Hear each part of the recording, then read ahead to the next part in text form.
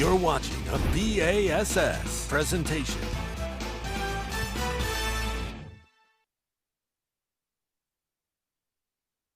And you see by the dawn's early light what so proudly we hailed at the twilight's last gleaming, whose broad stripes and bright stars through the perilous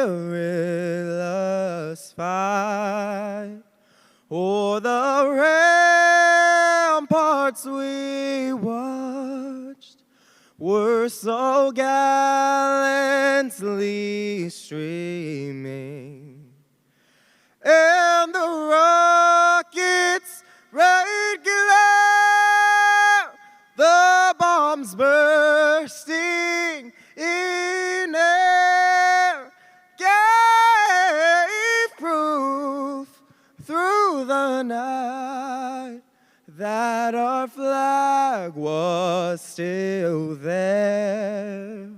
Oh, say does that star-spangled banner yet wave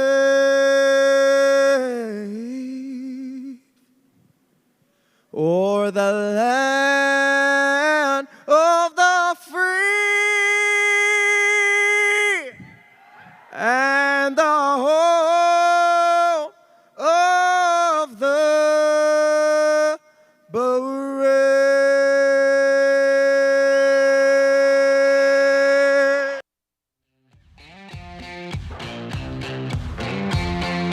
This day in the sport of bass fishing, everyone, whether you're a tournament angler or a fun fisherman, they know Championship Sunday here at the Bassmaster Classic. Dreams are made in this arena right here. Dreams are realized in this arena right here. One angler today will realize a dream come true and win the Bassmaster Classic, and there will be a full arena here. They've packed it to the brim so far this evening, and someone in this crowd will also be inspired to make this their dream come true. I'm Ronnie Moore. This is Kyle Jesse joining me. Kyle, it's like the podcast, but better because we're in person together. This is the All Access show. Just so you know, if you haven't tuned in the last 2 days, we've got the main weigh-in show behind us with Dave Mercer and the Anglers on Bassmaster.com. That'll be uploaded later on to our bonus YouTube channel, Bonus Bassmaster. But here on the main channel, live, All Access, we're going to have Andrew Hayes in the tunnel talking to anglers as they bag up their fish and get ready to come through that curtain. We're going to listen to anglers who have big bags and awesome moments on stage. And then Kyle and myself, plus another guest later on, will be giving analysis on the tournament, on what this classic means to not only the anglers, but us as well as fans and workers. So Kyle, thanks for joining me for the next hour. I'm happy to be here. I've enjoyed watching the All Access show all week on YouTube. It's been a absolute blast. This place is absolutely packed out up into the upper deck. That is something we don't always see. It is packed in here. It's going to be exciting. We got the light show behind us as well. Bassmaster Classic app, the TNT light show. So excited. It's going to be a light show in the back as well. Andrew Hayes, first year working the Classic for B.A.S.S. He's a rookie somewhat. Andrew, 2 days under your belt, but today is the day. If you don't do good today, the other days don't matter. You better bring it today in the tunnel. Well, that goes for me. That also goes for 25 guys behind me. We are back here on the biggest day of the biggest tournament of the entire year, the biggest weekend in bass fishing, the Bassmaster Classic. So we're going to be back here. We started with 56. Now we're down to 25. At the end of the night, we will be down to 1. Somebody's life is about to change forever in the next couple hours. And as is the name of this show, All Access, we're going to try and give you that all access as we hop in the boats with the guys one final time to gather those thoughts before they go out of the arena. Absolutely phenomenal. We look forward to that. Thank you, Andrew. I know you're going to bring it as well. I just had to razz him a little bit. We've all been razzed before. But this guy, people might try to razz Easton Fothergill, but he is rock solid, nerves of steel. And yesterday, he was the last man to come through this weigh-in arena, and he brought it. 29 pounds, 6 ounces. Kyle, I don't know if you know this in the scrum of it. That is tied for the second biggest bag in Classic history. 32.3 is the mark that Paul Mueller set, but Luke Clausen had 29.6 in his Classic victory in Toho. Easton Fothergill, It's not too shabby to be on a list like that. 29-6, and he stole the show. Hit an 8.5-pound lead leaving the dock this morning. Absolutely. This tournament was all about the records. You know, that's what we talked about from start to finish weeks ago, all through media day, all through the week, is that records could be broken here at Fort Worth. And, you know, Easton Fothergill's name's going to be in the record books for a long time, if I had to guess. Man, what a couple years Easton Fothergill has experienced, going from the college series at Montevallo, winning Team of the Year with Nick Dumke, doing so well. They end up making the college championship in 2024, or in 2023, go to the bracket. In the middle of all that, had a brain aneurysm and had a very scary procedure. He recovered in time, wins the bracket, makes the Opens in the Classic, wins 2 Opens last year. Now he's on the Elite Series, and he's back for more at the Classic for his second run-in. So absolutely storybook deal, 22, 23 years old, and Easton Fothergill, he says, I want to do it and show kids that you can have instant success. Let's check out his day today. Yesterday, as easy as it looked for him, today was quite the opposite. 5 hours into the day, just 2 fish in the boat for him at that point. Yeah, absolutely. I mean, yesterday on day 2, you could look at Bass Track at the noon hour, you know, even before that, and Easton Fothergill already had 26, 25, you know, a great, great day of fishing. And then today was just the exact opposite to start with. And you know, anytime you get in these tournaments when a massive lead has been built heading into the final day, we all like to think, oh, it's going to be over early, it's going to be this, it's going to be that. Easton struggled this morning. Only 1 keeper in the boat until about 11 o'clock, and, you know, able to right the ship and have a solid afternoon. But that's the one thing, just like you mentioned, he never seemed rattled. He's so calm, so cool, kept his composure all day long despite the struggling conditions out there. But, you know, just an absolute awesome afternoon for Easton Fothergill. He used a Nico rig, Strike King, finesse worm yesterday for 29-6. But then today, Kyle, he needed to switch up to a jerk bait. He needed to flip a jig in that timber. He also caught some on the Nico rig. And at 2:32, we were ending our show, and we said, hold on, don't go. Let's watch this catch. It's going to be his limit fish. And boy, was it number 5, Kyle. It was also an 8-pounder. What a way to, if you're going to get 5 bites, 6 bites. He lost to 7 earlier. 8-pounder to end his limit. And he said, I mean, that might be the Bassmaster Classic. Every one of these fish was so important for him. We got to hear from Easton as he idled in at 3:30 for check-in. What in the world? How was your day today? It was slow until some fireworks went off. It was so hard to keep out of my head, that 7-pounder I lost. If that would have been the game changer, if I would have lost it, losing that fish. I mean, I'm not saying I won. It's still completely possible. But it would take the biggest bag of the tournament, and I mean, that's all you can ask for. So I definitely did my job today, so I'm excited to get to weigh in and show off an 8-pounder. The biggest one I've weighed in the tournament so far. All about following your gut. Like, I just wasn't going right, and all of a sudden I was contemplating like 3 or 4 different areas to go to. And that was just the first one that came to mind, pull a troller and you go. So it's decisions like that on the fly for me is the game changers.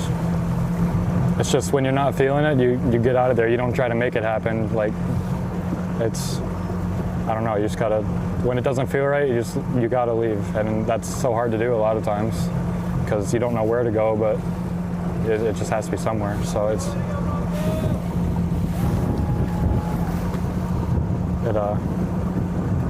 unreal. I mean, it's crazy to think. This time last year, I was still in college. Like, I was still at school, and you know, the college classic bracket, you were with me for that. You got to see my life change at that event, and it's, you know, that's what gave me the opportunity to fish the Opens, and you know, winning an Open is what gave me the opportunity to be here. So it's just, you know, I've just been blessed to have the success that I've had and just been able to work my way up the ranks. You know, I want to use my platform now to show any high school, junior, college kids that it is possible. I mean, I was in school a year ago and now look, so that's, I mean, it's crazy what's possible as long as you work hard and stay dedicated, and anything's possible.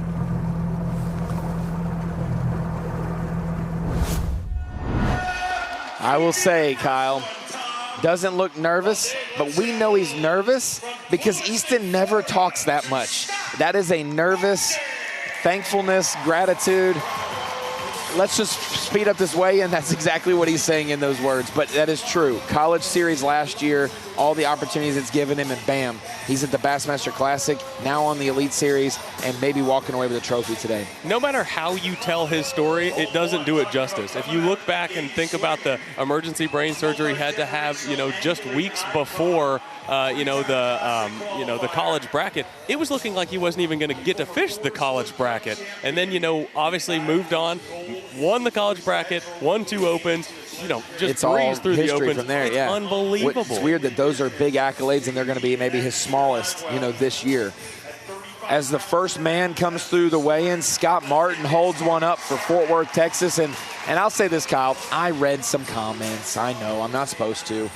The weigh-in wasn't as full as we're used to on day 1 and day 2, but boy, it is filled to the brim today. They have shown up and shown out. Family section, and then the backstage action as well. I know everybody's back there ready and eager to weigh in on the Classic on the final day, and I think Brian Schmidt is with Andrew.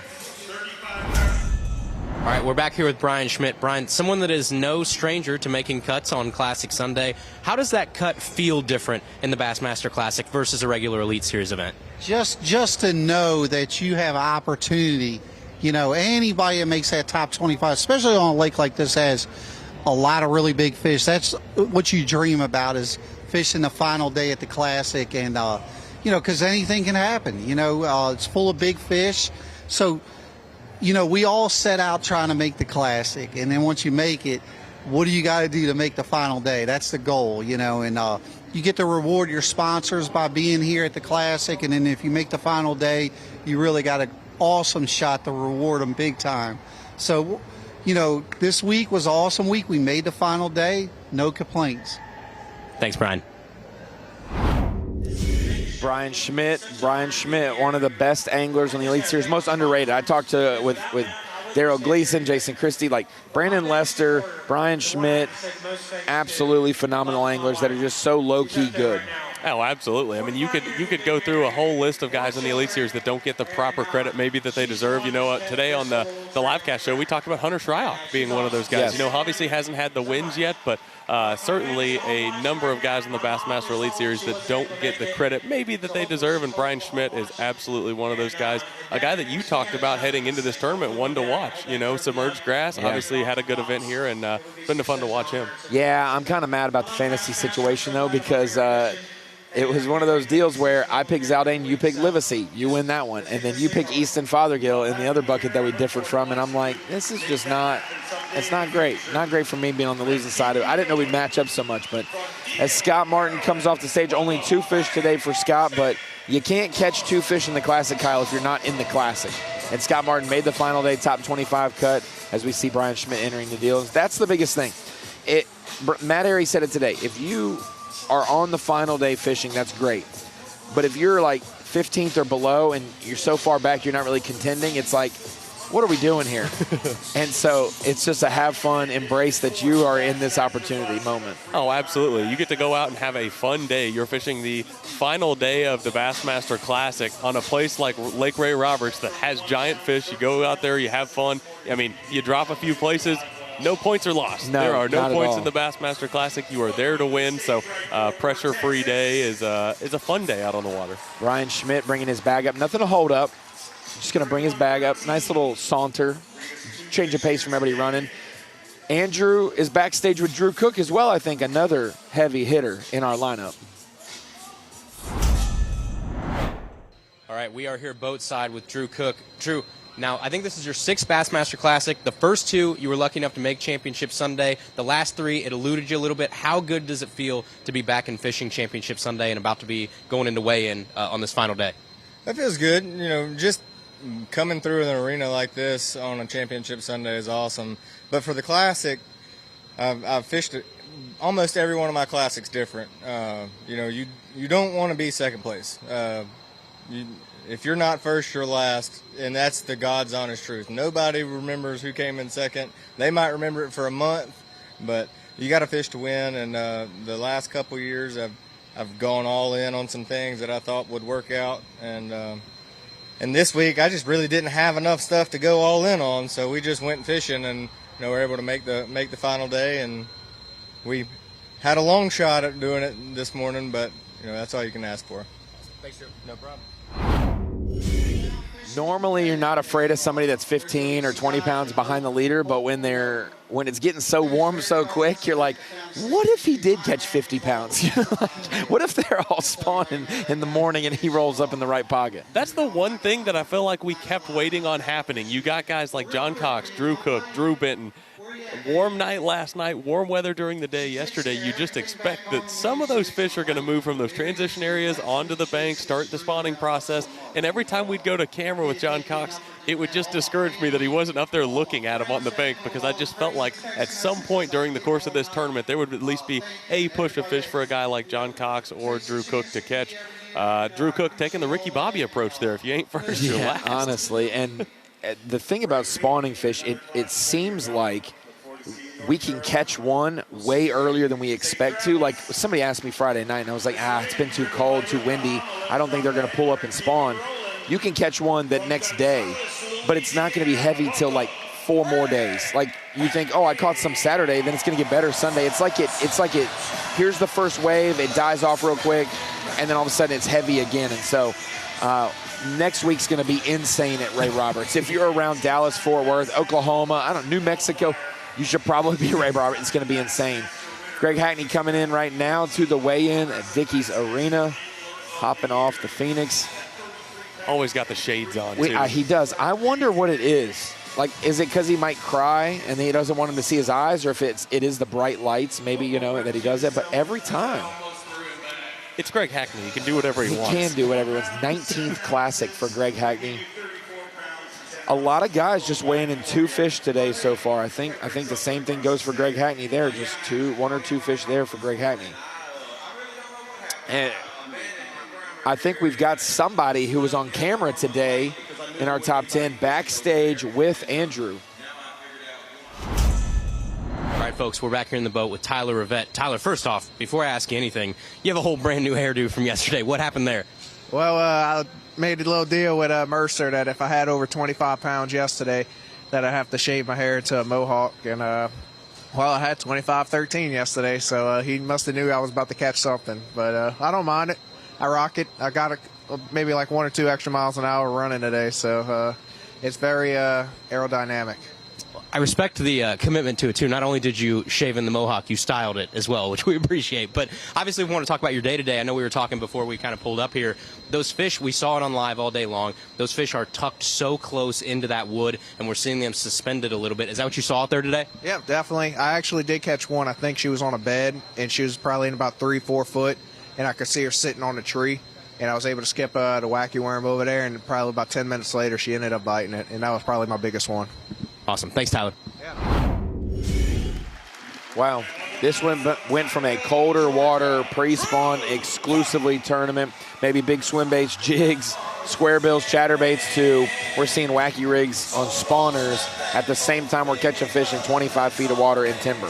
Yeah, absolutely. I mean, the springtime, we preached it all through the week, even during the practice period, that things happen quickly in the pre-spawn, spawn, in the springtime. That is not unusual. You see things happen extremely fast. You got to have a handful of game plans, because one deal rarely gets you to the finish line in a Bassmaster Classic, especially when it's in March.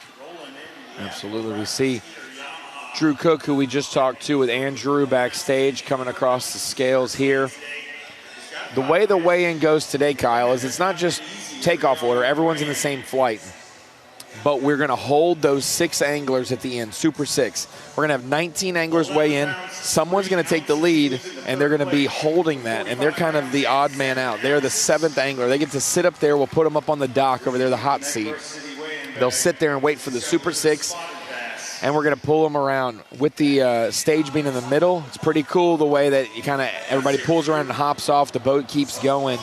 And then the 6 anglers will weigh in. But that Super 6 moment, I might have to sit back here with you and just turn around and watch it, because it's always so cool. I've said this at least a dozen times just since the end of Livecast, that the Super 6 is my favorite thing in all of bass fishing. I think that production, everything that comes along with the Super 6 is by far my favorite thing about the Classic. It gives me chills every single time.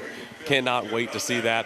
And yeah, with this center stage, I'm anxious to see how it's going to go. I don't know what that's going to look like, but I know one thing: I am super excited to see it. I think the last time we did it, there was some that honestly, there's like this is 12 or 13 classics, and I have no idea. Why don't we talk to the other Drew? We got Drew Cook on stage. I think we got Drew Benton backstage. All right, we are back here with Drew Benton. Drew, obviously you're no stranger to the Bassmaster Classic. This is your 8th. One of the more, folks that have been in more classics than others. Obviously, we had 18 first-time participants this year. How good does it feel to fish Championship Sunday? Last year, you were like 1 ounce away from making Championship Sunday. How great did it feel to go to blast off this morning and just know that, okay, I'm here, I can go out and I can fish today on Sunday and roll through that stadium one more time? Yeah, it's always a blessing to make it to the Classic. That's the goal of every angler, and just missing it last year just instilled that fire to make it this year. And anytime you can fish on Championship Sunday, you got a shot. I mean, legit shots, especially in Texas, going out in 16th. And we rolled the dice today. We went out there and just fished new water and tried a bunch of different stuff. Tried to make sure they didn't come up spawning last night, and it just wasn't happening. So, tough day for me, but, just happy to be here for sure. How much does it free you up? No points on the line, no anything like that. You can go out and you can swing big in the Classic. Does your mindset change at all? Oh, for sure. Nobody remembers 2nd through 56th. So, for sure, we went out there and left it all out there. I had no regrets in the way I fished today. I'd do it again tomorrow. Awesome. Thanks, Drew. Good to hear from Drew Benton. It is great to be on the stage for the final day of the Classic. Tyler Rivet coming in, though. Heavy metal and a mohawk. What is this, WWE? Let's listen to the moment, because Dave Murch is going to razz Tyler Rivet pretty good here.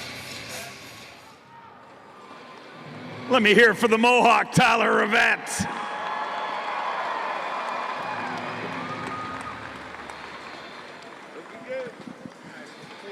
Looking good. Feeling good. I can tell. 37.4 to start the day. 3 fish here today. 9 pounds, 8 ounces. Gives him 46 pounds and 12 ounces. He moves into 2nd place currently. Digging deep in that Crush City bag. Let me hear it for him, ladies and gentlemen.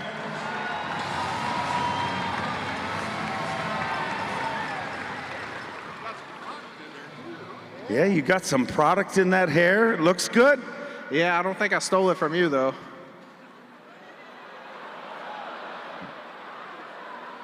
I'm sorry, I do feel bad. Do you know why people like me don't have hair?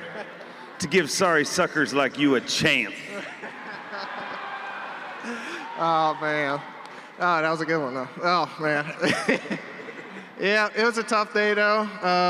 Honestly, like, if I'd have known it would have been this bad, I was going for the win. I was going for big fish only, and I got what I got. But, like, a lot of people say don't like. Hey, I'll say this. 2 great comebacks right there.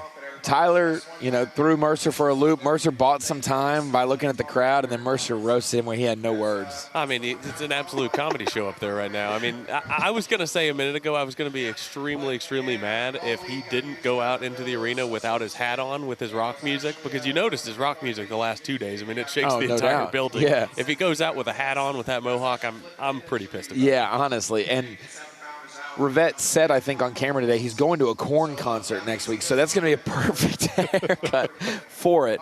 But, hey, just a heads up, it's 5:36 Central Time. We weren't even starting the weigh-in yet yesterday because there was an accident in Fort Worth, so super glad that we're already 6, maybe 7 anglers into our weigh-in already. It's going to be a great moment. You want to make sure that we take our time at the end with the Super 6. I know the video that we play here in the arena, absolutely one of the best moments. That's why it's almost like I don't even want to show the fans at home, because you got to be here to see it. Like it's a rite of passage. You got to be here as we look at Tyler Rivet. This kind of makes sense that Rivet did well here.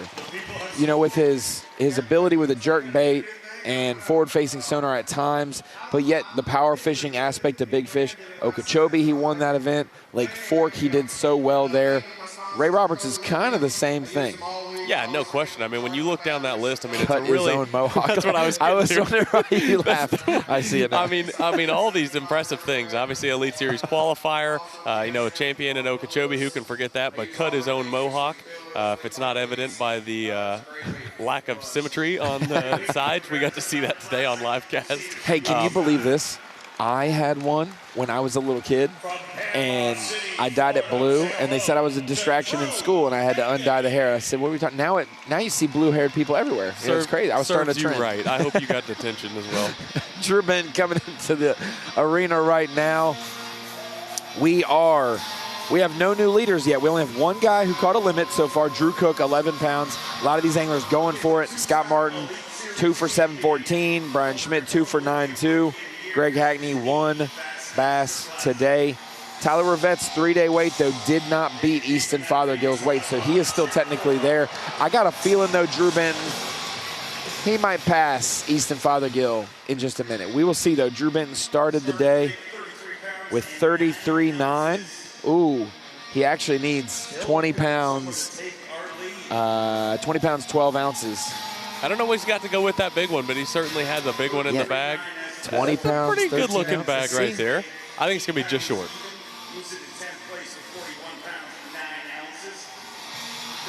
I think he only has like 8 pounds.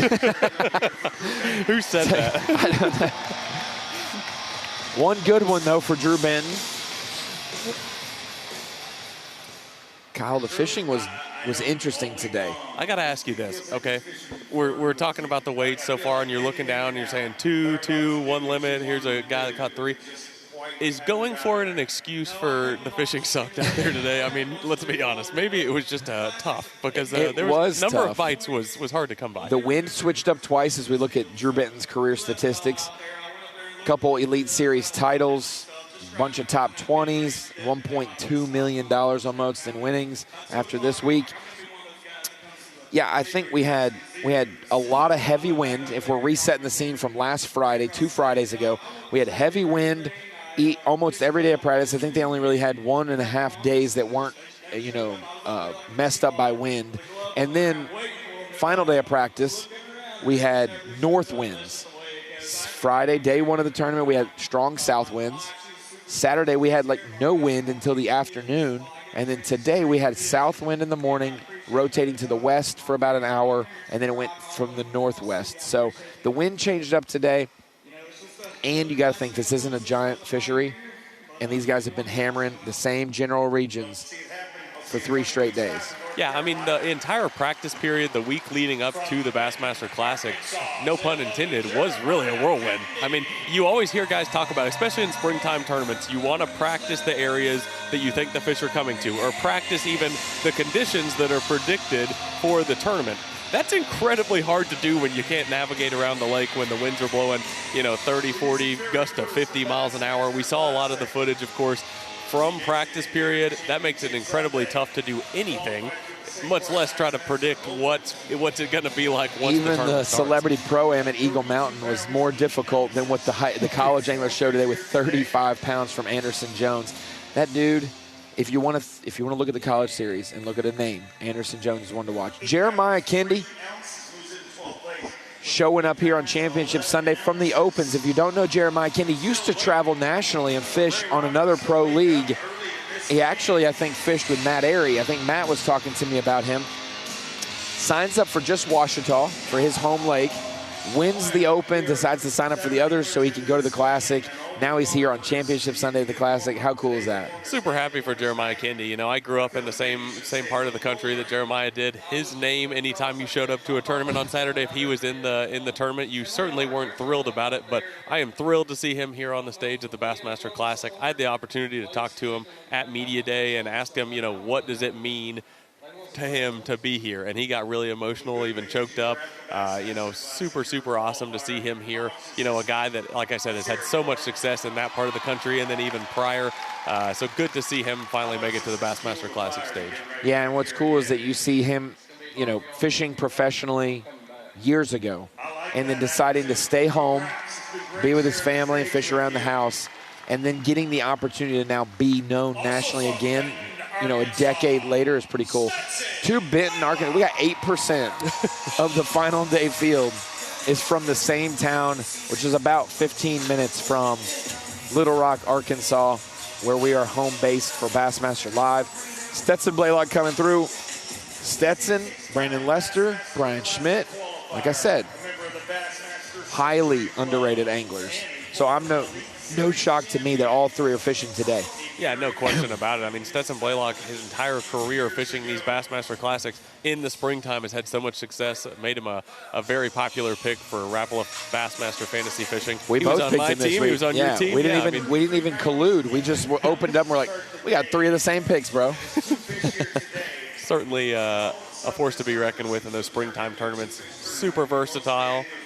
Does a lot of different things. Super versatile. Just 2 fish today, so you might be correct. You might be correct. But this guy yesterday, 2 fish on day 1 and a giant bag yesterday. Let's talk to Ben Milliken backstage. All right, we are back here with Ben Milliken. Ben, one of our biggest turnarounds from day 1 to day 2. Day 1, a little over 8 pounds. Day 2, 26.11. What can you attribute that change to out there, that huge swing from day 1 to day 2? Yeah, unfortunately, I didn't make the adjustment quick enough on day 1 to see that, in practice I was catching the fish a lot in that milfoil in the grass on a stick bait and on a chatterbait. And I think the water cooled off a little bit. And day 1, man, I'm kicking myself because there's nothing more in the world I love than Texas than fishing for these suspended timber fish, especially with the jerkbait, especially with the glide bait. And for some reason, I just didn't do that. I did lose a giant one on day 1 doing it, and I just didn't stick with it. I kept trying to force the grass bite, and I ended up with 8 pounds. But then, yesterday, I got fortunate enough. I pulled into a pocket, saw 3 suspended on one tree. First cast to them, they were fighting over a jerkbait, and I turned the trolling motor. There's another one. Turned the trolling motor. There's another one. I'm just like, this is what's going down right now. And it didn't hurt that Easton Fothergill was fishing basically the same exact stretch as I was, just outside a little bit further. And I had about 22 pounds. Asked him, and he had 27. I was like, that's what's going down. What's more satisfying, dropping 26.11 on the Bassmaster Classic stage or making Dave Mercer eat a pickled quail egg? I mean, that's pretty close. I'm not going to lie. I'll just go with the experience of being able to go to the weigh-in and hold the fish up, and Dave eating the egg was awesome, too. Awesome. Thanks, Ben. Ben Milliken, really a fan favorite. We know his YouTube following, his presence there on social media. Really does have a knack for catching giants. Yeah, really does put himself in a good position at times, but like he said, his adjustment or lack thereof on day 1 really hurt him this week. No question. I mean, it was easily one of the biggest favorites coming into this tournament. Big baits was one of the biggest topics coming into this event. Would it be an event where we'd finally see a big bait, big swim bait, glide bait, whatever it may be, make it for 3 days? We've seen guys get really close. Chris Zaldain at the Tennessee River a few years ago, that was a very close call. But he was one of the big favorites. He was very outspoken as well, though, that this is not a place that he's fished very often. He's a long ways from here in Texas still, but, stylistically seemed to fit his style very well, but certainly didn't have the day 1 he wanted, and certainly going to hold him back this week. Milliken goes up there. I think 2 fish. Did he say 3 fish? Couldn't hear him.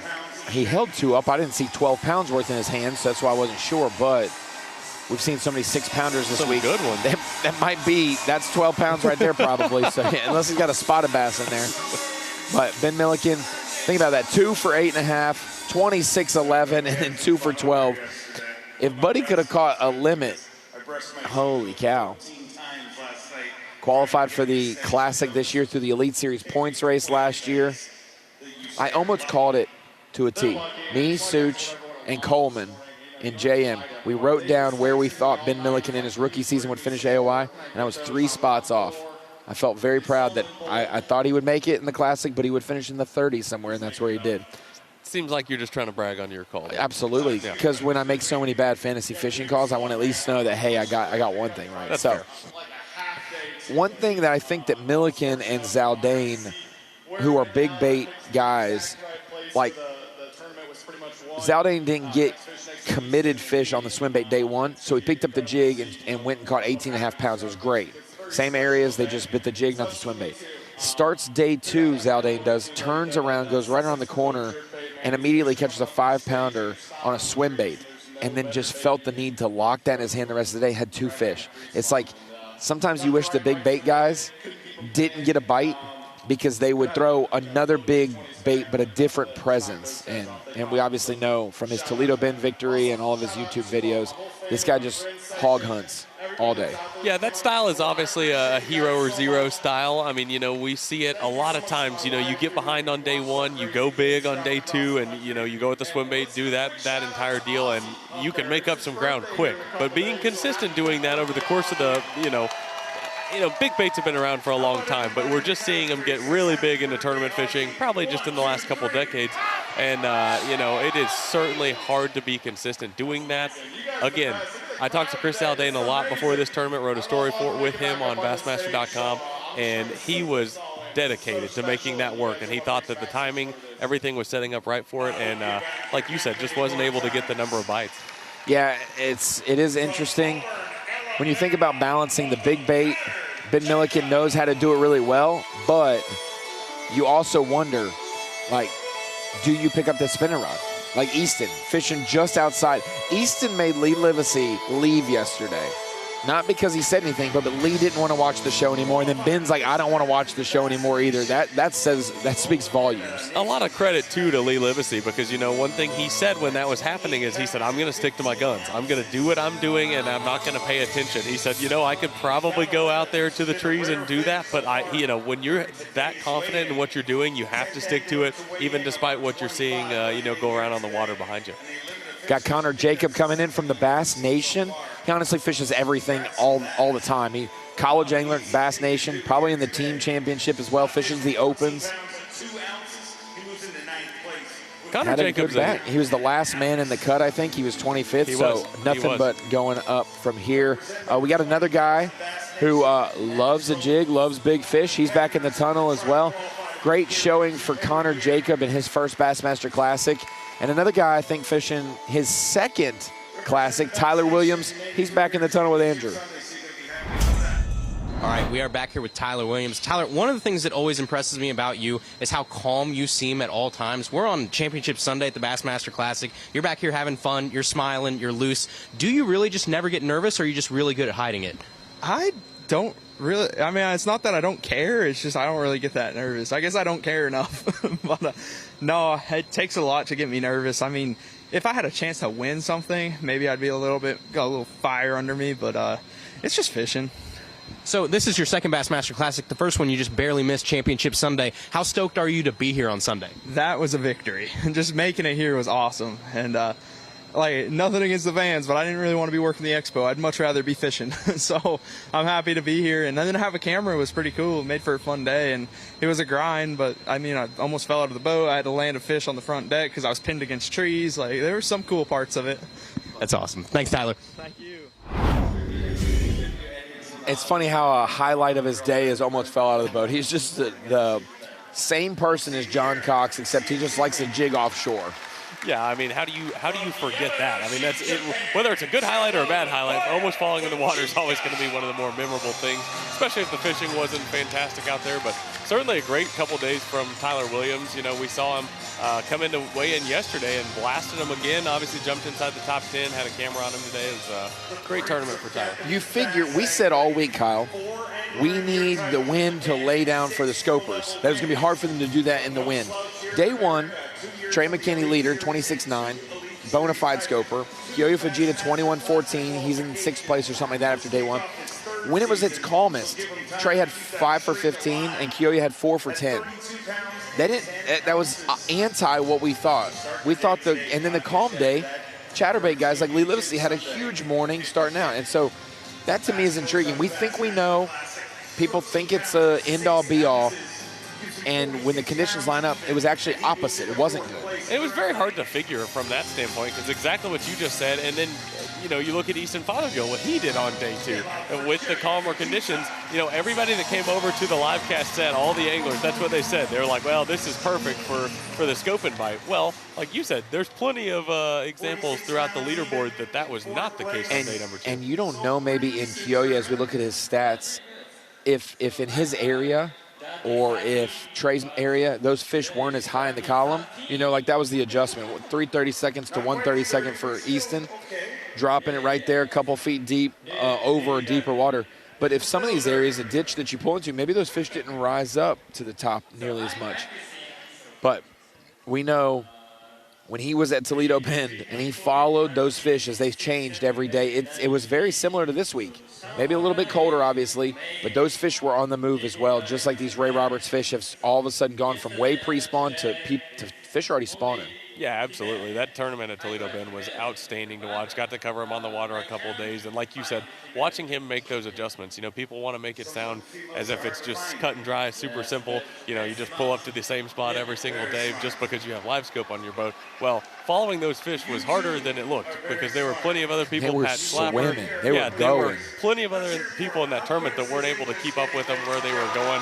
And Koya Fujita obviously able to get his first Elite Series victory there. Awesome tournament for him. Second classic appearance for Koya Fujita. Glad to see him on the final day. This is truly a world championship when you have 2 Japanese anglers, an Australian, 4 Canadians. Very cool. Absolutely.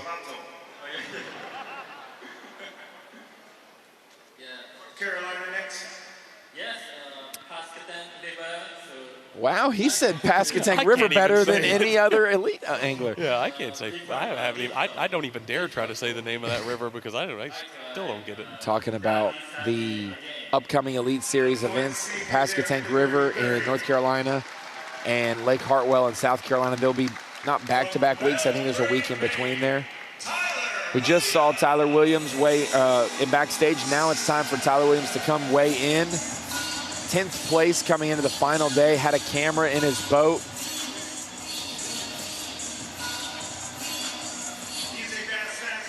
We do a really good job, the anglers do, to try to paint the picture of what this means.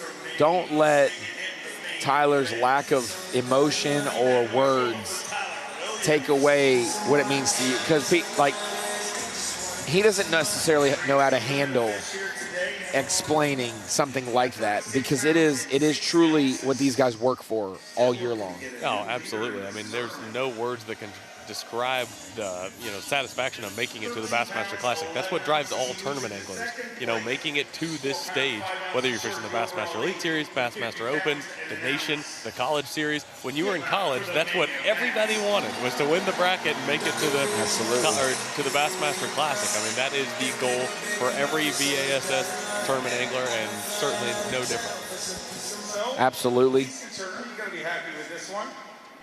Looking at Tyler Williams' stats there, just like the Mohawk stat for Tyler Rivet, check out the escalator stat. He rode the escalator for the first time last year's Classic, and there's only 22 in his home state, 11 that go up and 11 that go down. So I want to know those 11 buildings. I want to know where those are. I imagine our producers had to do some digging to find those stats. That is not readily available information. So I did talk to somebody, maybe it was Daryl Gleason, that I said, I might go to Maine and be an escalator repairman, and I can corner the market. I will literally have clients that love me because I'll come check on their stuff every week, you know? Yeah, I mean, it'd be hard to keep that business going, though, if there's only 11 of them, or 22 total. One guy that we consider a factor in most of our events, Jay Shakir, is backstage with Andrew. All right, we are back here with Jay Shakir. Jay, it was a tough day out there, I think, for a lot of people, but at the end of the day, I feel like you got a pretty good bite, one of those that you were looking for all day long. What happened with that fish? Oh, man, I got one in here that's pushing 8 pounds. Caught it right at the end of the day, and, it was just a fish that was sitting on a tree that actually I feel like I've fished for the past 2 days but didn't bite. That wind picked up this afternoon, and she was ready to bite at that point. How excited were you to be out there on Championship Sunday this time? Yeah, it was awesome. I mean, there's nothing to complain about when you make the cut, you make Championship Day. All you want to do is bring in a couple fish for the crowd, especially this one big one. I mean, gets people fired up. That's the best part. Obviously, it's fun to go out there and weigh in front of the crowd every night, but does it feel a little different on Sunday? Oh, 100%. I honestly wasn't even nervous the last couple of days to talk in front of the crowd, and I am like a little bit nervous right now. So I was like, but no, it's awesome. Thanks, Jay. Yeah, thank you. We try not to give it away, Kyle. We try not to give it away. But an 8-pounder coming up from Jay Shakirat, that's what I'm talking about. And I think he only has 3. So that 8-pounder is going to carry a lot of importance to his finish in this tournament. Started the day in the top 20, wants to stay in the top 20, maybe move up a little bit. You know John Garrett has to be nervous on this final day. I mean, he's made it. 9-pounder. He's made it this long. Come on now. I told him today on livecast that I was, I told him right to his face. I said, I hope it gets beaten, not because I don't like John Garrett, just because I want to see a 9 or 10-pounder. How have we not seen that yet? Okay, so I love Patrick Walters, one of my best friends, from back in the day in college fishing. He has 3 fish, 2 pounds and change, and 2 3-pounders. He did not hold up a 2 or 3-pounder right there. That was like a 5-pounder. He's got 12-14, Kyle, on Bass Track. What's he going to weigh in? I'm going to guess. Let's look at that bag. I'm going to guess. I'm going 17.7. I'm going to say 19.2. 35-14 to start today. 5 fish looking for 18.8. 19 pounds, 14. He had 12-14 on Bass. Patrick, you were 7 pounds low on Bass Track. But we do have a brand new leader for today. Sandbagger of the week, a Crush City Monster Bag of the day so far, and a brand new leader. First person to dethrone Easton Fothergill today, 55 pounds and change.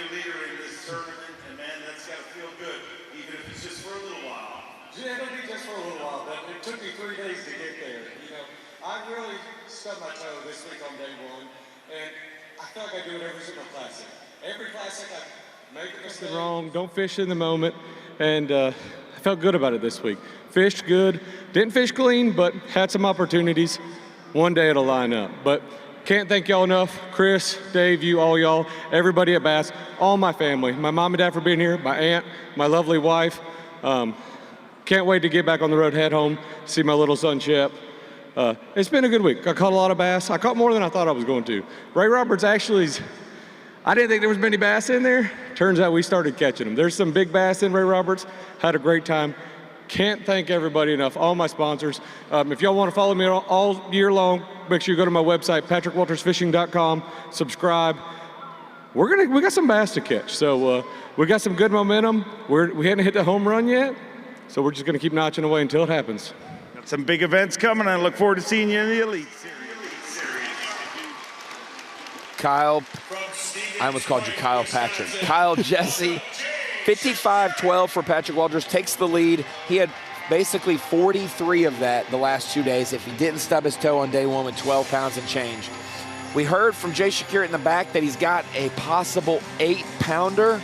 It was 7 and change on Bass Track. He's got 2 more to go with it. He's throwing some goods to the fans. That's how you gain some favor and some cheers. Let's hear the roar of Fort Worth as he pulls this big one out. Rolling in that beautiful Nitro Mercury and got a little something to show you.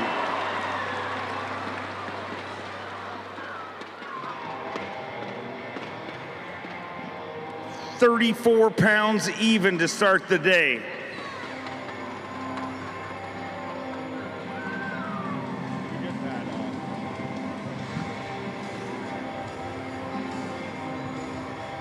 Three fish here today. Definitely got one of the right ones. 3 fish for 16 pounds, 2 ounces. Wow, you know you're in Texas when.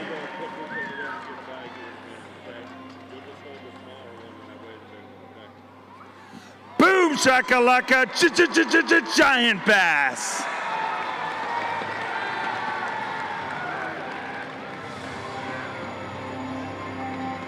Gonna weigh this one and see if it is our Mercury Big Bass. 7 pounds, 12 ounces, a brand new Mercury Big Bass for the day. And man, that could have got a few more like that. Things might have been a little different. That's actually a funny story on that fish. That's probably the fish that I ended up losing yesterday. I caught it on the same exact tree, probably the same exact fish, but cool way to end the tournament, you know, to end my Ray Roberts tournament on a fish like that. Hi to everybody back home, everybody in the stands. Special shout out to my new fiance. Previously, this last year, we got engaged, so we're looking to move out soon, build a house, move out. We're still living in an apartment, so things are still going a little bit slow, but we'll get that figured out.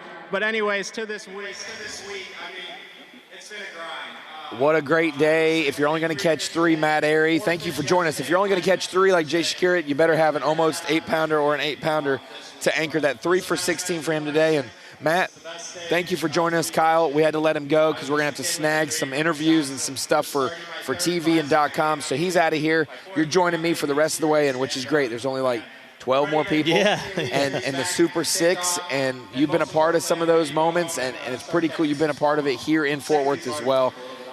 A little bit tougher week for you today, especially day 2. Yeah, it is. And Jay weighing in that, what was that, an 8-pounder? I think, yeah. So half of his bag.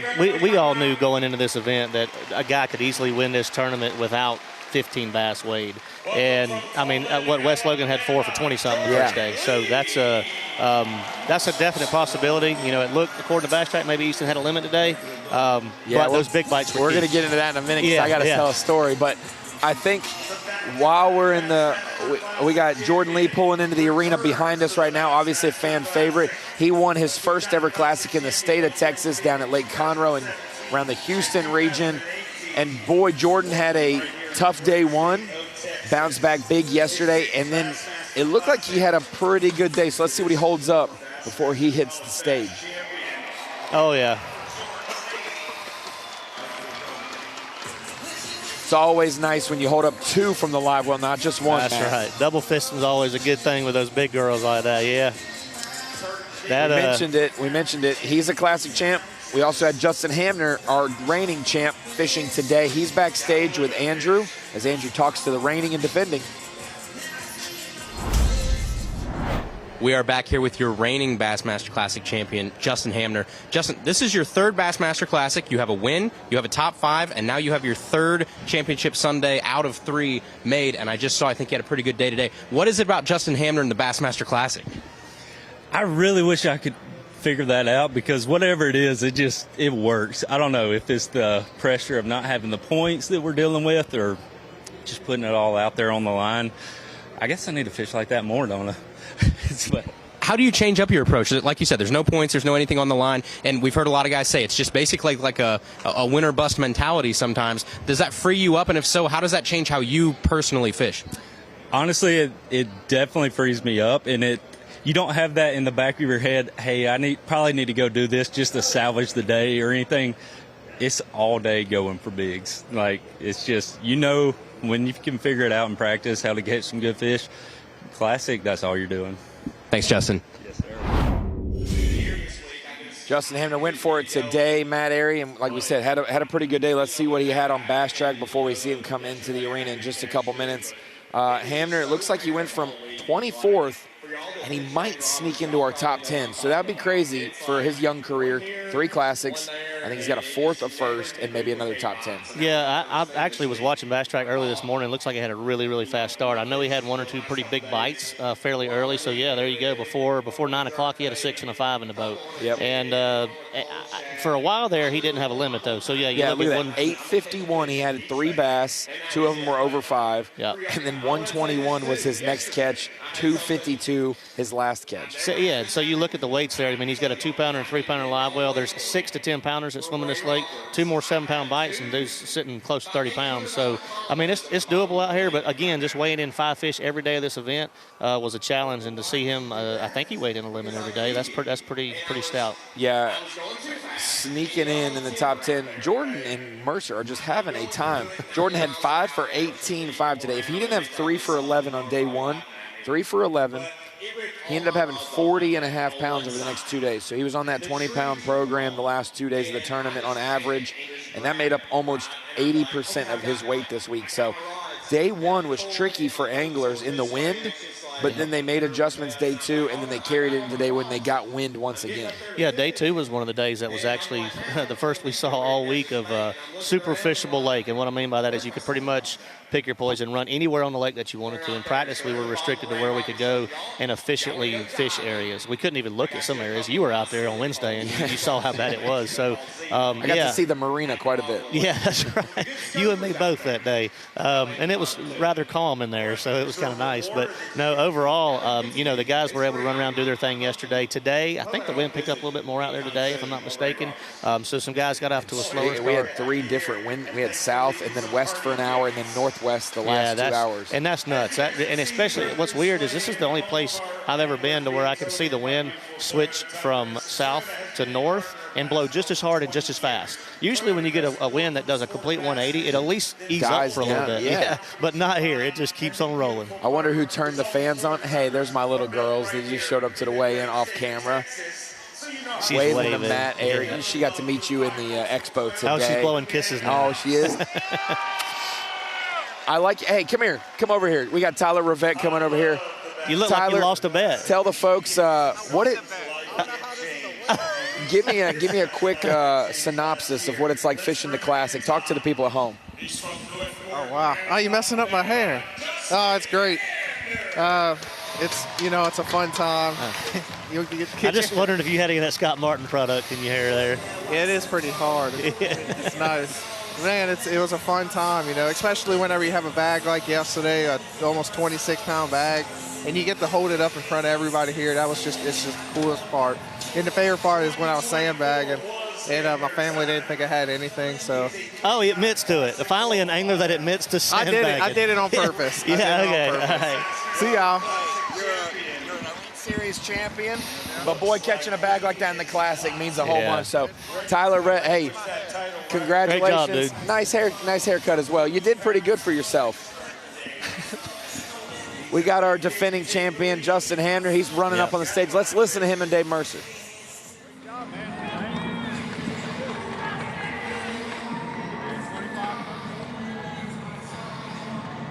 Looking for 25 pounds, 13 ounces to take the lead.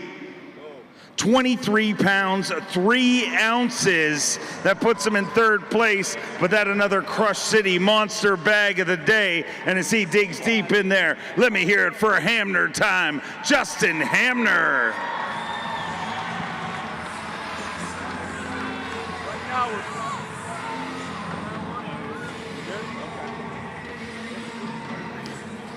Big day today on a day where the majority of our field seems to have struggled. Got to feel good. Feels real good to finally put some bass in the boat. Fort Worth, y'all need to do something about Ray Roberts. That is a just stingy son of a gun lake. But when they bite, there's some giants in there. I'd love to tell you I figured it out and did something different and all that stuff. I did the same thing, and they just bit, and I caught them. Yeah, it was a great pro tip. Yeah. I'm sorry, I'm not as good as. You gotta love that explanation. You gotta love that explanation. I did the same thing. And they bit today. He had 14-14. He had 15-2, about as consistent as you can get. 24th, barely snuck in, and then 23-3 today. He's going to make no points to gain, but, boy, he's going to jump up 15 spots. Yeah, and Bass Track, Corner Bass Track, I think he had like 19 and a half. So he could very well slide into the top 10 and end up in the top 10 in this Classic and just won last year's Classic. But you look at day one, he only had 4 fish. Again, this lake, just like he said, it's been really, really stingy. And I don't think there's a huge population of largemouth in this lake. There are giants in this lake, but it was hard to get 5 to 7 keeper bites a day. I said if a guy could come out here and get 10 keeper bites, he'd do really, really well. Absolutely. Backstage, I don't know who we got, but Andrew's got somebody.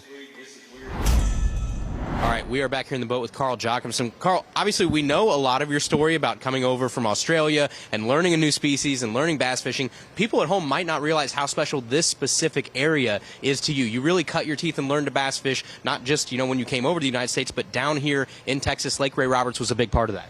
Yeah, I'm in end of 2014. I moved to Frisco and in just outside of Dallas, and I sort of learned on Louisville and Roberts and a lot of these Texas lakes, out to Lake Fork, and we lived there till the end of 2019 when I won, and it's kind of why I won Lake Tenkiller. Just that tough Ray Roberts is a lot like an Oklahoma lake. It fishes tough, and so, you know, I had high hopes this week. I sort of flew under the radar. A lot of the local guys got a lot of coverage, but I'd spent 5 years here really learning all of these fisheries, and it looks like we're going to come close to making a top 10. Had an epic day today, had 3 giants, and I hooked the biggest bag I've ever hooked in my life today. It still wouldn't have been enough to win, but just an awesome way to finish off a great week.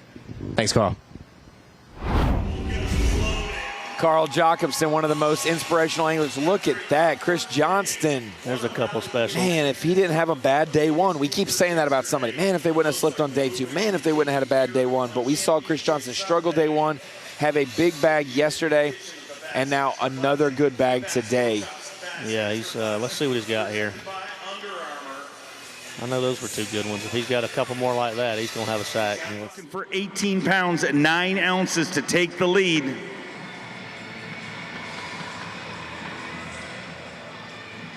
$18 pounds, 11 ounces, and just like that, he is leading the Bass Pro Shops Bassmaster Classic presented by Under Armour.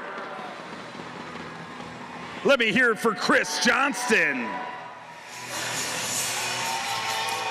Chris Johnston, now another new leader. We have had 1, 2, 3, 4, 5, 6, 7, 8, 9, 10, 11, 12, 13, 14, 15, 16. 17 anglers have weighed in now. That means we only have 8 more to go, Matt. Getting close. And now we have a second lead change. Patrick Walters took the lead from Easton Fothergill just a few minutes ago. Chris Johnston, he may be holding that hot seat when we bring our Super 6 up. A good day for him, 18-11. Can you believe he was 4 pounds light on Bass Track? And Patrick, I can absolutely believe that. Guess how many Patrick was light on Bass Track? Let me guess, and I haven't seen it. I'm going to guess 9. 7 pounds. He had 12-14, and he ended up at 19. Well, no, yesterday's when he weighed 23. I think he was 11 on Bass Track. Yeah, there you go. I think he gives up at a certain point. He's like 11 o'clock. No, he didn't give up. He purposely does that.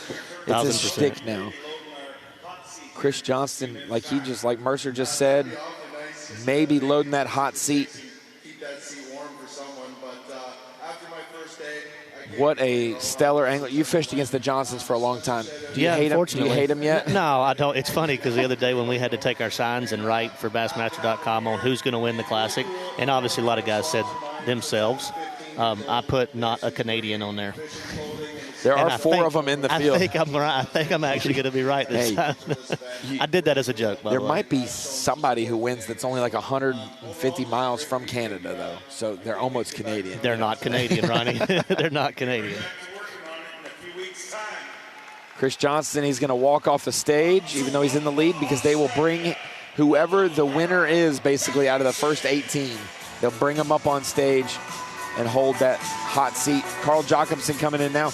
I think we'd have 1, 2, 3, 4, 5, 6. We've got Brandon Lester left. Carl Jacobson and Brandon Lester, and then it'll be time for the Super 6. Yes, sir.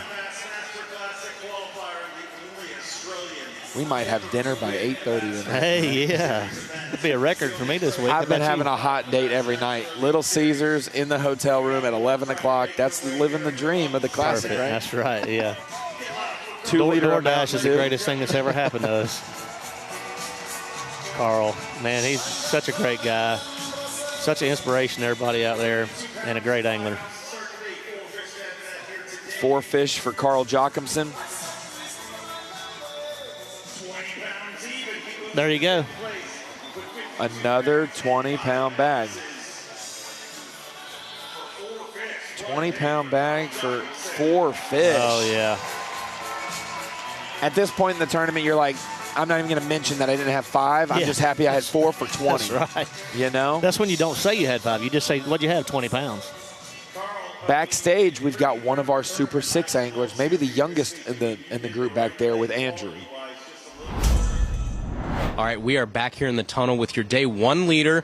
Second place going into day 2, Trey McKinney. Trey, just try and wrap words around, first off, your first Bassmaster Classic experience, then I got a couple follow-ups for you. Absolutely. I mean, my first Bassmaster Classic, especially since I was leading day 1, I was about to freak out. I couldn't breathe. It was the most stressful deal in my life because I've waited so long for this moment. And now that we're here, and then the first day we were leading, I was like, I didn't sleep, eat. It was it was crazy. I think that might have got us a little bit on the second day is why we kind of struggled a little bit. I was just, man, I was so nervous because, I mean, when you're living your dream that you've dreamed of for so long, man, yes, you take it in, but, buddy, the nerves that come with it, it was unbelievable. But we got them today, so I'll tell you what, for a first Classic, I couldn't have had it any better. It was absolute blessing of a week, and it was great. So a very weird question, but is it a little bit of like the weight off your shoulders to start day 2 and day 3 in second place, obviously, versus having the weight of the world on your shoulders and kind of freeing you up to fish how you want? Oh, absolutely. Yeah, when we come in today, we were sitting like, I think 6 and like 12 pounds out of the lead. I was like, buddy, we got to swing, and that's it. Like, I'm going out there. I don't have any stress. I was like, okay, if we fall and then if we gain, like either way, I was like, the main goal of it's to win it. And I was like, this is what I get to go do. I get to go hunt for big, big bass. And I love it because, you know, instead of worrying about getting a lot of bites, oh my goodness, I'm not getting bites, I was just worried about, okay, if I get 5 of these couple that I already got in the box, I'm like, buddy, we're good. So right then it takes you down 18 notches from where you were at the beginning. So it was a great day. We ended up getting a few more of the bites. We lost a couple that was heart-wrenching for maybe how it ended up today, but it was absolutely amazing, man. Well, your first Bassmaster Classic, your first Championship Sunday, your first Super 6. Enjoy it. I'm sure we will see you back here many, many times in the future. Well, I think so, and I hope so. Trey McKinney backstage with Andrew. Carl giving a great ode to the dream of making it to the Bassmaster Elite Series. For one, the dream of him coming from Australia. Now he's inspired others. Tommy Wood was a co-angler. Now Tommy's doing well in the Opens, trying to follow Carl and be the second Australian to make the Elites. Really cool to see that, and we'll talk about Trey in just a minute, as he obviously is going to still left to weigh in. Yeah, just the amount of, well, you're the stats guy. How many international anglers do we have now? On the Elites, yep. We've got 2 Japanese anglers, I believe. We've got 5 Canadians. Kenta. Oh, we got 3 Japanese anglers, yeah. Yep. 5 Canadians and an Australian. So that's 9 anglers out of our 100. So 10% of our field. 10% is international, which is pretty amazing. I mean, and you've got some people who are, you know, from Minnesota, and they're kind of out there as well. They're a little classify them international or aliens or something like that. Yeah. The Northeast anglers, like Ike. I'm glad you didn't say Carolinas, but you're kind of from there, so you want to say that. Yeah. It's very cool also to see Carl, somebody who's made the Elites now twice, has had to deal with requalifying. He's won an Elite Series event on a body of water we're going to go to later this year, Lake Tenkiller. But for him, the struggle to be consistent over his career has hindered him from making the Classic and being secured in his points race of his career. Now he's figuring it out how to be consistent, not punting, but surviving at times. And now we're seeing him make more Classics. It's good to have Carl at the Classic competing. Yeah, absolutely. The more times you can qualify for your championship events, the longer career you're going to have. You don't necessarily have to go out there and win a tournament every year. You just have to sustain to stop during the chant. Aussie, Aussie, Aussie. Oi, oi, oi. That's what he had going back there. I don't know if there were people from, like, Texas doing it with him or what? There was more than just Australians doing it, because if that was just Australians, we got a lot of them in the building. A lot of them in the building. Yeah. I wouldn't be surprised, though. They have traveled well in the past. He's got a great contingent. I met someone in the expo that said they were my biggest fan, and they were from Japan, and they love doing YouTube videos about covering the tournaments, and they stay up through the night to watch us fish. And I was walking, and he was like, there he is. And I was like, what did I do? And he was like, I want to meet you. And I was like, this is crazy. Yeah, that's pretty cool. But there was like 4 or 5 Japanese folks there that were literally like live streaming to their fan base about the experience of the Classic. So very cool. Last angler to weigh in before the Super 6, and he's a good one. I put him in Matt Airy's boat, Brian Schmidt's boat. One of the most underrated anglers, but such a stud. Brandon Lester coming in, started the day in 7th place. Let's listen to the simple man. He's a 9-time Bassmaster qualifier, a 2-time Bassmaster winner. One of those wins in the Opens and one of those wins on the Bassmaster Elite Series. An unbelievable 28 top 10s. Started the day with 39 pounds of 14 ounces. He's bringing us 5 fish. He needs 16.2 to take the lead. 16 pounds, 7 ounces, a brand new leader. The always lethal Brandon Lester is leading the Bass Pro Shops Bassmaster Classic presented by Under Armour. Let me hear it for him. Gotta love Simple, man. Robbie Floyd's over here mocking me when he's had to have some butt cushion out on the lake because he's got a sore back out there, Matt Airy. But yeah, it acts like it was rough or something. Exactly. Come on. I saw a bunch of calm areas around some timber. Matt Airy, Brandon Lester just took the lead. He's going to be our hot seat representative now. Another new leader. And let's see, he's sitting at 56 and some change. So, yeah, man, just, again, Lester was one of those guys that was just super consistent. Weighed 5 fish every day. 18 pounds on average a day, Yeah, basically. I mean, that's strong on a lake as stingy as Ray Roberts I guess now. almost 19 pounds a day. Because 20 pounds a day would have been 60. I'm not good at math. Well, so. 57 is 19 pounds a day. 60 is 20 pounds a day. So I'll give it to him. 19 pounds a day. He had 17, he had 22 and 22, 12, and then 16 today. So it seems like he was on that mid to upper teen weight. But then yesterday with calmer conditions was able to negotiate water a little bit more, maybe cover a couple more spots. And we obviously know when you get Brandon around a group of fish, shallow or deep, he is a killer. 2 wins with B.A.S.S. He's got the Open at Toho and Kissimmee Chain. And then he won at Pickwick, obviously dominant fashion there. And that same season, 2022, even though it was Opens and Elites, he had such a great Open season, and he almost won Angler of the Year. He got second to Brandon Polnick that year. And Yep, I 28 him, top 10s. That's pretty stellar. I think the stat I update every year, he's like 28 for 35 in bass events, 28 out of 35 in Florida with a check. And Florida's the hardest place to be consistent. Man. That right there is pretty impressive in itself. Florida is man, it could be a killer for a lot of guys. It killed me this year when I got started down there. So it's usually feast or famine down there. And to be consistent in Florida, it says a lot about an angler. We are now at the Super 6. Let's run down the 3 anglers who took the lead over Easton Fothergill through our first 18, or what is it? Yeah, 18 anglers that have weighed in, 19 anglers that have weighed in. Patrick Walters initially took that lead at 55-12. He had 19-14 today. Chris Johnston took it from him 55-15 for 3 days. And then Brandon Lester just took it 56-5. That is 1, 2, 3. Lester, Johnston, and Walters. Easton Fothergill still holding strong. Crazy to think that if the tournament ended, Easton would have finished 4th in the Classic with just 2 days of competition. That's how good he was. Corey Johnston, who started the day 2nd, down to 13th right now. A lot of great anglers had good days today. We have 2 20-pound bags showing up today and a couple more in that 18 to 20-pound range. We've now got the Super 6. You were a part of the Super 6, right, at Ray Roberts? Yep, when you finished 2nd, what were you like? Were you 4th or 5th, or maybe you were 6th? Coming into the final day? Yeah. I think I was 5th. 5th? Yeah. It's cool to come through the weigh-in curtains, but now you hold 6 back there. You had to do a skit yesterday to get ready to know what to experience, and now you're going to have videos played in honor of y'all. We're in a commercial break right now, so we're not missing anything. Tell me about your Super 6 experience. Yeah, man. I tell you, I had fished several Classics prior to the Super 6. Well, I'd only fished 1 Classic prior to the Super 6 experience. 2020, 2020. And, just going to your first Classic is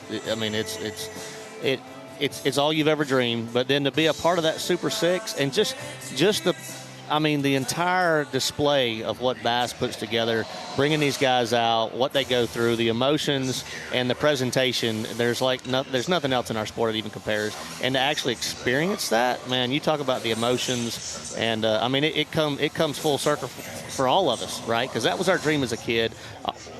All of us can sit here and we kind of have similar stories, but we all dream. But for it to become a reality, a lot of us don't get that chance. And to be a part of the Super 6, walk up on that stage with a legitimate shot to win the Bassmaster Classic, there's no better feeling in this world, I can promise you. So it's an honor to be a part of the Super 6, but you started the day in 5th, so you're going to be the 2nd person, to weigh in. Yep. You got guys who's going to try to take the hot seat, and then it's you coming up.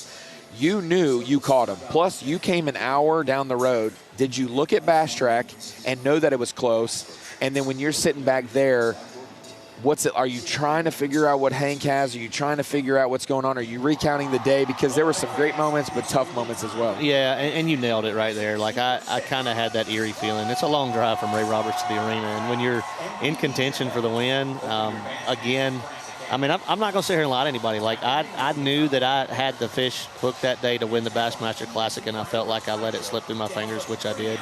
And, boy, I had an up-and-down car ride. I mean, I had to call Emily. Did you drive, or did someone drive? No, I drove. I was by drove. myself, and I was on the phone quite a bit.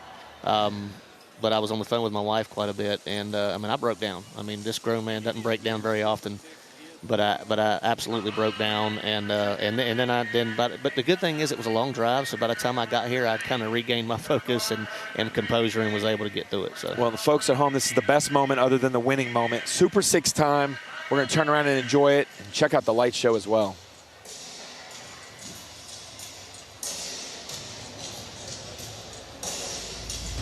£18, 12 ounces. Mighty close, mighty close. Let's have a nice hand for new champion, 1975 Bassmaster Classic. Big Tony is the man. Let's bring him up here. 2 pounds, 11 ounces, and he's champion. There's your winner right there. 27 pounds, 7 ounces. He is the winner of the Bassmaster Classic. That's him, folks. He's going to be our winner.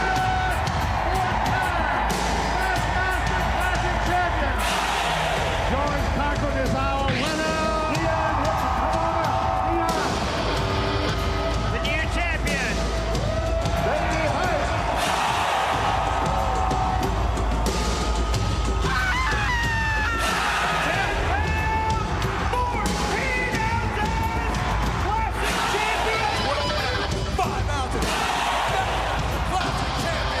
Ladies and gentlemen, let's hear it for your Bassmaster Classic champion. The Bassmaster Classic champion. If y'all are having trouble figuring out what's going on, you just hold on for the next few minutes, and I'll tell you about the love of my life, bass fishing, championship style.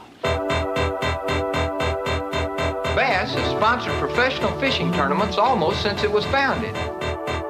Cash and merchandise prizes are awarded to the winners based on the total weight of bass caught during a tournament.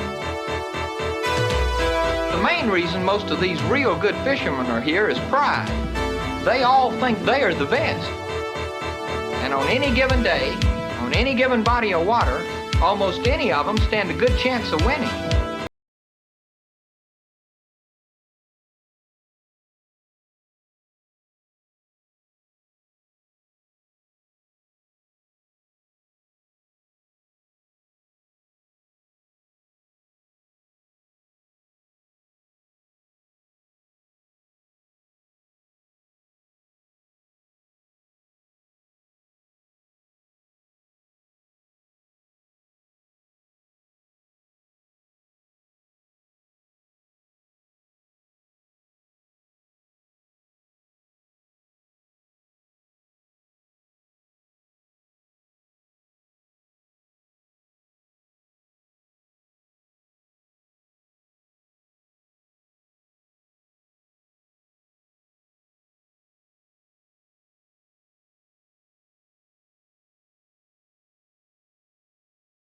Series of bass fishing. It's the Bassmasters Classic.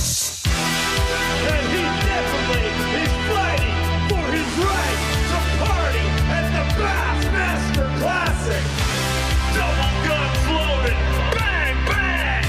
Let me hear ya. It all comes down to this. We are going to have an incredible champion, whatever way this works out.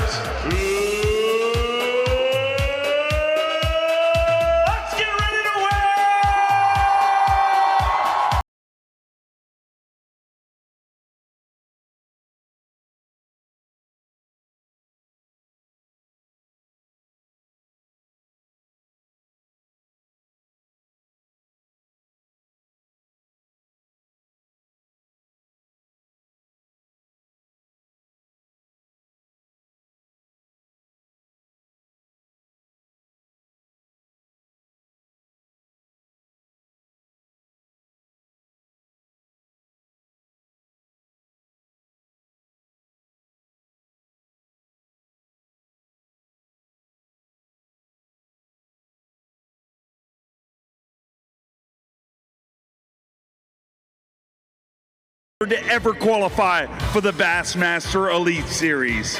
He's the youngest angler ever to win a Bassmaster Elite Series event.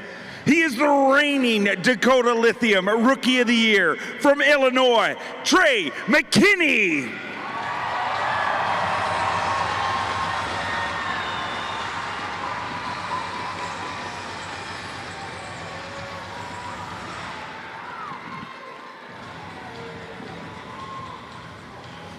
He is an absolute angling anomaly. In a world dominated by forward-facing sonar, he don't even look at it. He is a 2-time Bassmaster winner, a 7-time Bassmaster Classic qualifier, a former Forest Wood Cup champion. He is a 9-time FLW Tour winner from DeBerry, Florida, John Cox.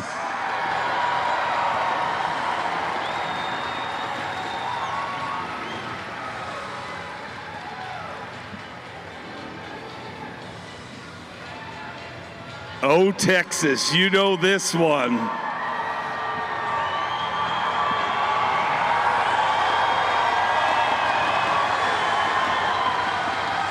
He weighed in the 3rd biggest limit in Bassmaster history. He's a 4-time Bassmaster winner, a 5-time Bassmaster Classic qualifier. He is the People's Champion from Longview, Texas, Lee Livesey.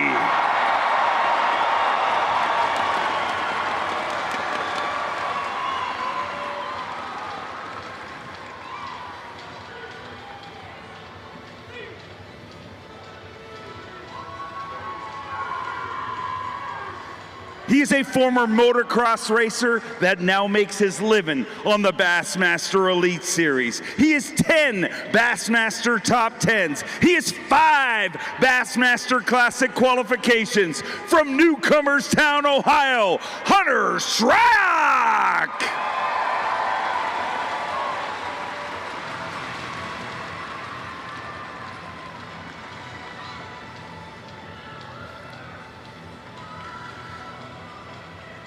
He's in 2nd place, and 2 is a unique number for him because that's exactly how many Elite Series wins he won in 2024. He doubled down, becoming a 2-time Bassmaster Elite Series winner. He is a 3-time Bassmaster winner, a 6-time Bassmaster Classic qualifier from Peterborough, Ontario, Canada, Corey Johnston.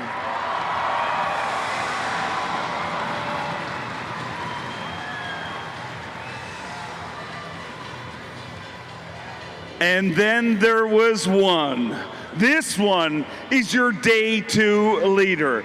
He is a 2-time Bassmaster Classic qualifier. He is a former Bassmaster College Bass champion. He is a 2-time Bassmaster Open winner. He is the man with the plan, saying, catch me if you can. All the way from Minnesota, get loud for Easton Fothergill!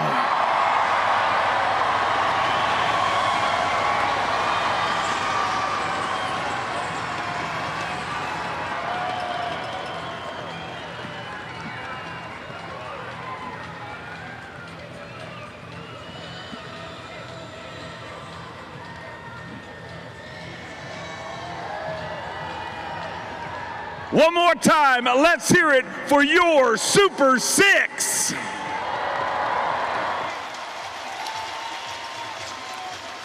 Let's hear it for your Super 6, Trey McKinney.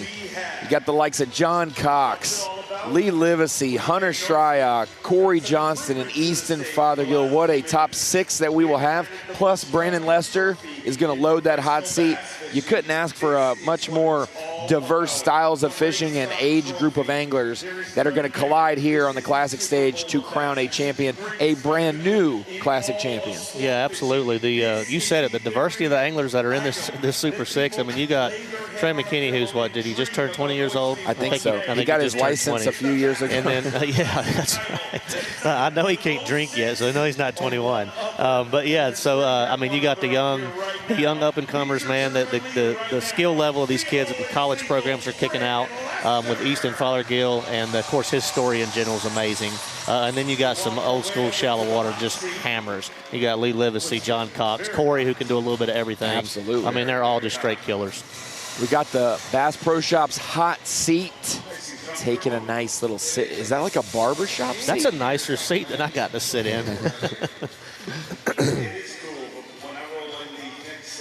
Got some hot seats in the back. While they just pulled through their boats, they're going to line them back up to come in. And John Cox, who starts the day in 5th, is back there with Andrew. All right, we are back here with John Cox. John, you just got to do the thing that us mere mortals will never get to do, which is experience a Super 6 with Dave Mercer yelling in your face in front of a sold-out crowd here at Dickies Arena. How cool is that feeling to be a part of the Super 6? Gosh, I mean, I remember watching it as a kid and just like, you know, just waiting like, oh, can't wait to watch this. And now it's just so unreal, you know, to actually be there and have, and that's one of my favorite parts. When Dave gets in your face, it really pumps you up, and it just, it's just amazing. It's incredible to be here, and it's wild, all the people there. Thanks, John. We saw a little bit of flipping from John Cox this week. Wacky worm, a little bit of weightless soft plastic jerk bait as well, chatter baiting as well. So a good, I mean, he maximized his little pond area about as good as you can do it. As we pulled through our first angler of the Super 6, our day one leader, Trey McKinney. He hinted to it a little bit earlier that he had a good day, and it looks like he had a good day. He did indeed. He lost a big one as well. Everyone does that, but first goal, Matt, you want to take over the hot seat. You want to beat that guy who's there, and you want to do it. So he's got to run. He's about to trip. Bags weighing. He's got all the groceries coming in at once. Let's hear what he's got. 14 pounds even. 26 pounds and an ounce. And once again, Trey McKinney is leading the Bass Pro Shops Bassmaster Classic presented by Under Armour, and that is a Crush City Monster Bag.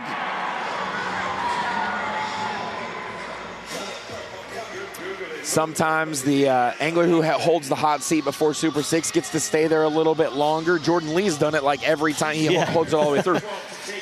But Brandon Lester has to give it up. A 7-11. He was perfect on Bass Track. It was put in as a 7-11. Oh, he was dead on, huh? Dead on for the big fish. 7-11, 26 pounds and change. 26-1 for Trey McKinney.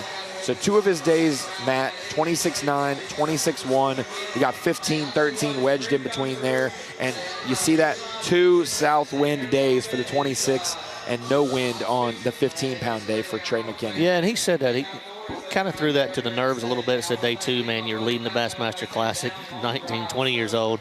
And, you know, it started to shake him up a little bit. He admitted that. And but you did have completely different conditions. So that definitely, I'm sure, took a toll on him. The crowd favorite, Lee Livesey's back in the tunnel before he comes through. What's up, Andrew? All right, we're back here with Lee Livesey. Lee, you just got done with your Super 6. This is awesome. You're in your home state of Texas. How important was it for you to have a good showing and to really perform in front of your home state crowd? Oh, everything, you know. Obviously, I want to win. You know, that's the goal. I'm greedy. But it was a good week, you know. Feels good to be here and have all the expectations and the just the clout, you know, and catch them. You know, it felt good. Obviously, I wanted to catch a lot more and win this thing for Texas and for everybody that's on my team. But I'll take it. Super 6, 3 years in a row, I think. Ready to roll. He's ready to roll through now, Lee Livesey, in just a minute. But I'll say this. I saw more Lee Livesey jerseys in the expo and at the outdoor tailgate this week than anybody else. So I don't know who he considers his close friends or family, but he's probably got to have 35 jerseys out there. Oh, no doubt. I mean, these are his people down here. Texas is, I mean, Lee has made his presence known very well in this area, and a very dominant Texas angler in general. And Lee's just a good all-around dude, right? Like, everybody likes Lee. Trey McKinney's going to load the Bass Pro Shops hot seat with John Cox coming up next, 26-1. So John Cox started the day with 44.8. 44.8, so that means he needs 23.15 or, you know, 23.15. We have a fish off 24 even, he takes the lead outright. So 24 even is what John Cox is looking at. And fish off. When's the last time there was a fish off in the Classic? Do you know? Never. Okay. Well, there you go. We could do it. I mean, we'll just set it all up at the Isle de Bois State Park and roll out there tomorrow. Yeah, I mean, it'd be crazy. do it. Let's do it. 2 cameras, couple hours, whatever. John Cox coming through. We talked about the diversity of his game is simple. Fish shallow, very simple. especially this time of the year. But he did mix it up. I saw him catch him on a crankbait as well. I didn't mention that. He caught him on like 5 or 6 different lures for his 15 fish this week. I know you hear all the chatter about the forward-facing sonar, and there's like, well, John Cox does it. I said, well, let me tell you something. You ain't John Cox, and neither am I. I said, this guy right here can catch him in a mud puddle. Yeah. If you're going to fish without it, you got to be the best without it. That's right. John Cox needs 24, but only 12 pounds today. He does jump into second place, beating his roommate and buddy, Brandon Lester, so there's a little bit of stuff there, but that's how much Trey McKinney raised the bar. He didn't just sneak in by a pound like everybody else or half a pound. Trey jumped up by 12 pounds over Brandon Lester. So John Cox is going to wedge in there right between those two with now 4 anglers left to weigh, and we'll have Lee Livesey up next, Hunter Shryock, Corey Johnston, and then Easton Fothergill will be the last angler. It'll go through Easton. If someone's got the lead, obviously like Corey or Trey still holding the lead, Easton will get the final say as the last one to weigh in.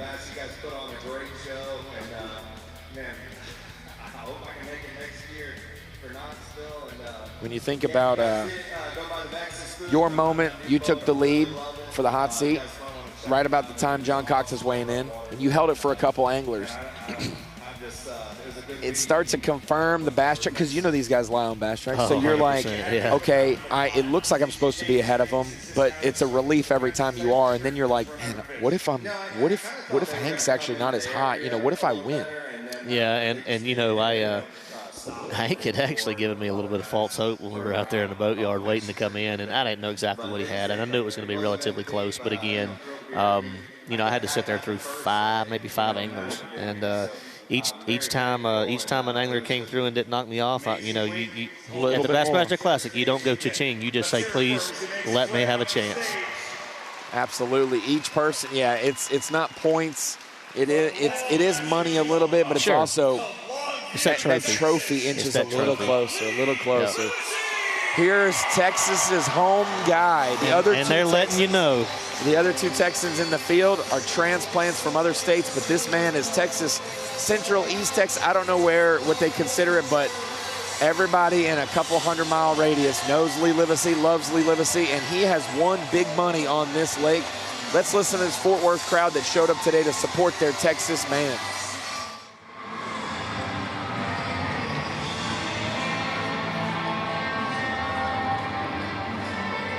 If he can pull this off, this arena will absolutely erupt. This town will erupt this evening. The pride of Texas.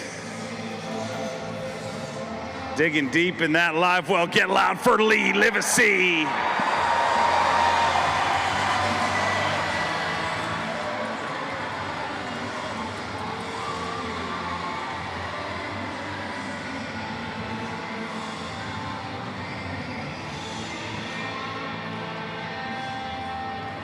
Oh boy, he's got a load. That hot seat might be getting a little bit hotter. Started the day with 44 pounds and 9 ounces. Needs 23 pounds, 15 ounces to take the lead away from Trey McKinney. Looking for 23.15, 22 pounds and an ounce. He moves into second place, just 1 pound, 14 ounces short of the overall lead. Digging deep in that Crush City weigh-in bag. Let me hear it for the people's champion, Lee Livesey. There was a little bit of gamesmanship there. He pointed, he stared Trey down, pointed at him, and then he went, I couldn't tell if he was walking on stage and pointing at Trey or pointing at the camera. So I was like, if he's pointing at Trey, he's about as intimidating man pointing a finger at you on the elite series as there is. Marshall. You don't want that. We've got now 3 anglers weighed in, 3 more to go, and 3rd place coming in today, Hunter Shryock. He's with Andrew right now. All right, we are back here with Hunter Shryock. Hunter, we talked to you yesterday about obviously the stress of you had a kind of a day where it took a while to get started, and as if the Bassmaster Classic isn't stressful enough. Today you got a better start earlier. What did that let you do out there? It settled me down, let me know I was doing the right thing, and I kind of anticipated to get a couple bites, but just to get those 2 good ones right off the bat, I'm like, all right, we're just a couple swings of the bat away from, and it just never really materialized the rest of the day. Which, this is Ray Roberts. You go out here and catch him 3 days in a row, it's really tough to do, catch him over that 20-pound mark. But, I feel like I had the perfect rotation. I put myself in the best position on what I had, and it is what it is. So I got to fish a tournament, fishing the way that I like. So I'm super, super thankful for it and couldn't ask for anything more. Thanks, Hunter. Appreciate it. Hunter Shryock, man, fishing his style this week. We saw him flip a jig in some timber as well, a tube, and then also chatterbaiting a little bit, I believe, as well. Yeah, he alluded a little bit to not having a great day after he got up such a quick start this morning on Bass Track. I saw he had 2 for like 10 pounds pretty early, I think. So 2 4+ pounders. Which, he's the same as the rest of these guys. They go into day 3 with one thing on their mind, and that's to try to win. So he needed, 30-something plus pounds to have a shot at this thing probably. And, he just said it just didn't materialize. But to go out on Ray Roberts every day and catch 5, he said right there how tough it is. And hey, he had a great event. I mean, to catch 5 2 days in a row, I think is pretty impressive. What he did yesterday was really impressive. And to catch him flipping, I mean, that was, I did not ever see a flipping bite out there this week, but he showed us there was one. Yeah, Lee Livesey, I forgot to mention, first buzzbait fish we've seen. God. He caught a buzzbait fish in the back little pond deal at the end of the day, lost it on a chatterbait, and then ended up coming back and catching that fish or a fish on a buzzbait. Lee Livesey's final day, one to remember. Hunter Shryock had that 2-fish flurry this morning. Brandon Lester had a couple fish. And those guys started to chip away and almost equalize Easton Fothergill. And then Lee Livesey caught 2 good ones. He did the same thing. Then Easton caught a 4-pounder and had a 4-pound lead. And then Lee Livesey tied him. And for about an hour and a half, they remained tied. No one really pulled ahead or nothing. So there was a buzzbait fish caught today. There was a buzz. The last 30 minutes of my day yesterday, I pulled into a pocket and the water was around 60 degrees, and I finally pulled it out of the bottom of the rod box and slung around. Didn't get a bite on it, but I said somebody's going to catch a fish on a buzzbait tomorrow. And I said that to myself, but I was like, it's just getting right. We're on a warming trend. It's March. Buzzbait bite is going to materialize, whether it's tomorrow or this week. I'd be out on Ray Roberts throwing buzzbait in the next few days. A buzzbait is one of the best pre-spawn topwaters that you could possibly choose from. You almost catch fish on a buzzbait before you start sight fishing, and then 100%, and then through the sight fish you can as well. But like you'll see them start activating on a buzzbait before you even see them laying up on the bank. Yep, and a lot of people kind of overlook it, and they end up thinking topwater, post-spawn, summertime, fall, things like that. And you can catch them on a buzzbait throughout the year, but the pre-spawn bite on a buzzbait, it is like nothing else, and that's when you'll catch some of the biggest fish in the lake on it. 3 anglers left. Dave Mercer's talking to Trey McKinney back there as he has avoided now 2 hammers. John Cox, Lee Livesey dodging both of those bullets. Let's reset the scene a little bit here. Welcome into All Access. This is the separate YouTube channel. Click the link in the description if you want to watch just Dave Mercer and the anglers for this winning moment coming up with 3 anglers left. Otherwise, Matt Airy and I will be watching the rest of the Super 6 and watch it go down. You've now got Hunter Shryock coming in, 44-13. He needs about 22-10, 22-11 to take the lead. He did start out the day with a couple 4-pounders. It did get a little slower. He did lose a bite, but he was really encouraged all day because he was getting more bites than he had gotten previous days altogether. Yeah, with that warming trend, what he was doing, I felt like the fish would keep going to him. And, he said it didn't come together today, but I think he was doing the right thing. You always try to stay one step ahead of the fish. And, that was his game plan going into today. And I like his plan. It just didn't work out. Let's take it in and hear what Shryock has. He needs 22 plus. Looks like a pretty good bag. Looking for 23-10, 20 pounds and an ounce. He moves into 3rd place with 64 pounds and 14 ounces. Let me hear it for Hunter Shryock.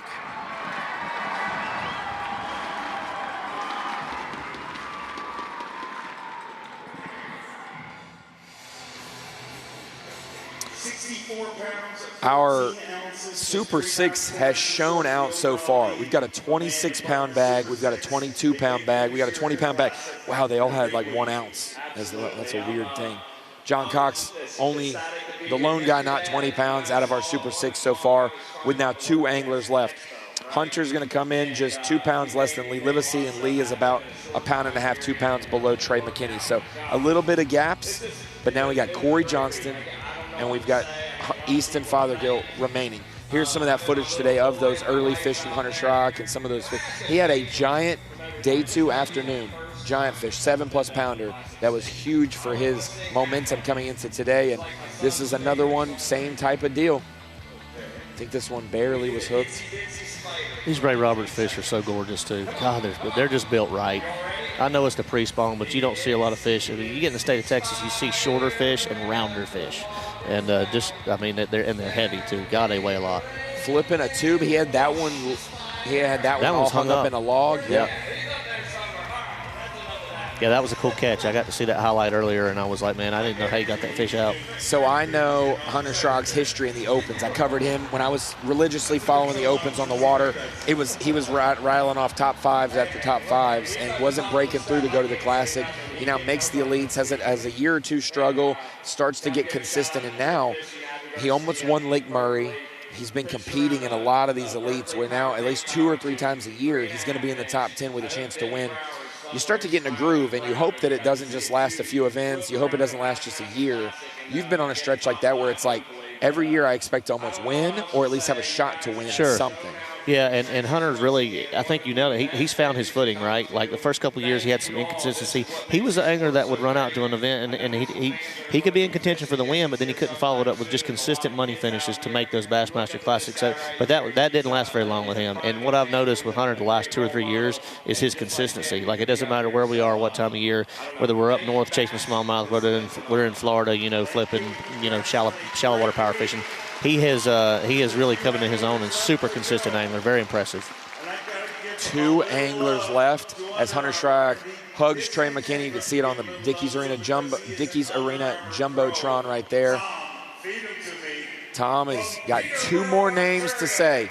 And Corey Johnston headed to the stage now. He is one who started the week with a spinning rod and a shaky head and started catching him on a bladed jig. He also caught him on a jig, flipping. He is one who has mixed in a couple different baits this week to keep him honest. And I don't think we saw a single angler have a one-trick pony bait. It was a lot of different variety, even if it was with technology or without. Yeah. We had multiple baits on deck. Yeah, 100%. I mean, you saw the jerkbait play quite a bit. You saw a bladed jig. You saw some guys catching shallow cranking, mixing in soft plastics. Some guys flipping some creature baits, jigs, things like that. So, yeah, you got to see a little bit of everything. And I swear, Mercer, every time he gets to announce a fellow Canadian, he gets a little bit more pep in his step, doesn't he? A little bit more.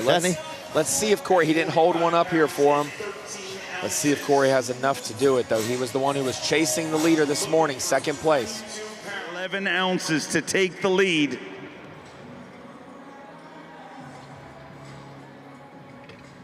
Four fish, 12 pounds at 10 ounces. He moves into 4th place with 58 pounds, 7 ounces. Not going to do it this time around, but let's hear it for Corey Johnston, ladies and gentlemen. Another big finish here at the Bassmaster Classic.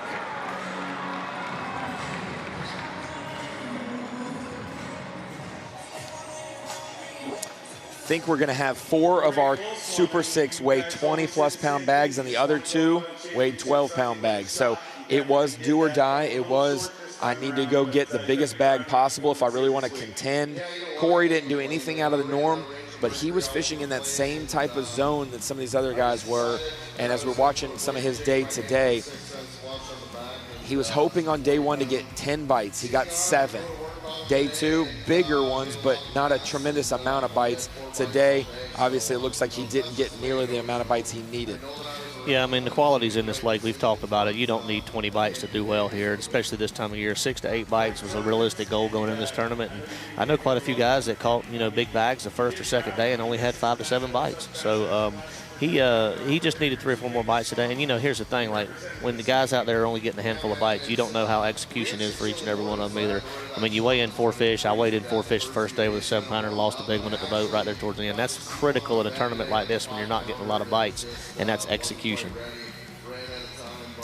That means there's one angler left now. And Matt, where did this dream start for you? Easton, we know his story somewhat. We may be able to hear more of it. We know Corey's story as well. You came into B.A.S.S. in 2019.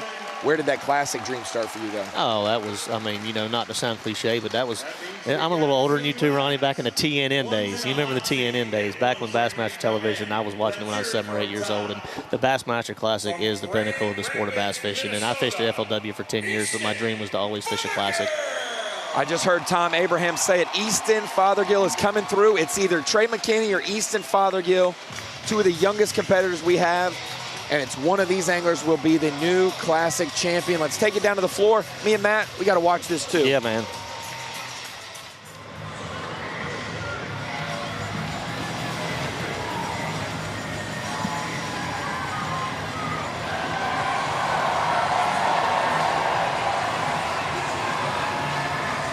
Look out! Came into today with the lead.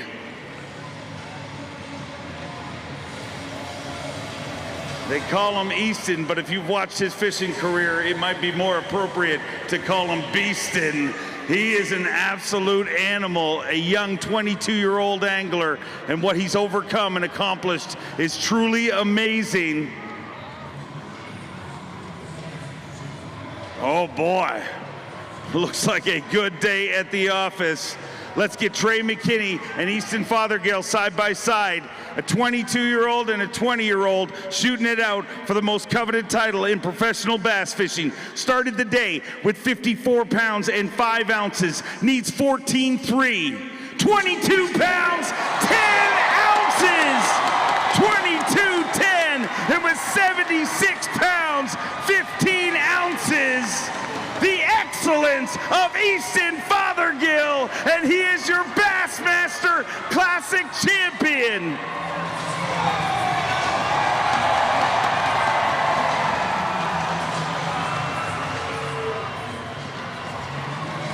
$76 pounds, 15 ounces. And in his second Bassmaster Classic, Easton Fothergill is breaking records, but before we talk about that, let's look at this, maybe a new Mercury Big Bass. It is 8 pounds and an ounce. You are an absolute anomaly.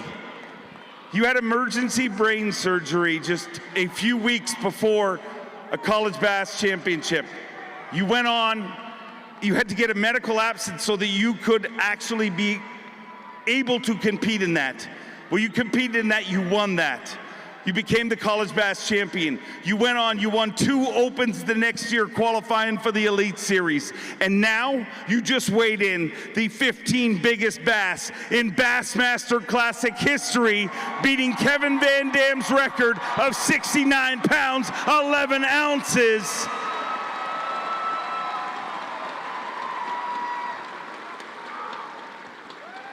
How does that feel? It's been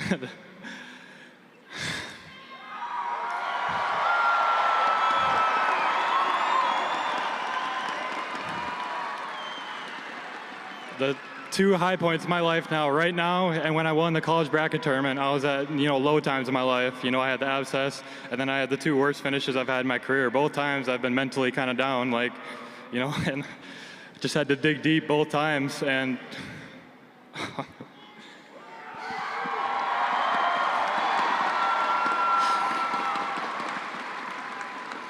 the biggest thing I want to say is, for all you kids out there, I'm living proof that it is possible. I took the Bassmaster route. They provide the opportunity.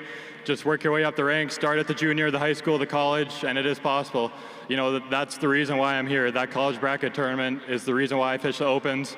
And I ended up having a blessed year in the Opens, and that's the reason why I'm here today. So it is possible. Just dream big, work hard, and anything's possible. Speaking of dreams, how many times have you laid your head on a pillow and dreamed of that pretty girl right there. I never would have thought it'd be possible until, the first day of the tournament. I thought, we might be onto something here. But I knew this lake is very tricky. I had to make key adjustments every day. I caught them in different parts of the lake every single day. And today it was very mentally trying. I was having a tough day until that 8-pounder at 230. And I got a little excited for that one. Well, you're about to get even more excited because are you ready to make this official? I'm ready. Let's do it. Let's bring out our 2024 Bassmaster Classic champion,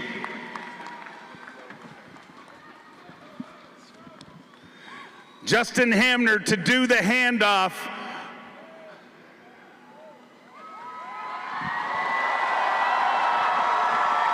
In 2025, it is the excellence of Easton Fothergill, your Bass Pro Shops Bassmaster Classic champion, Easton Fothergill.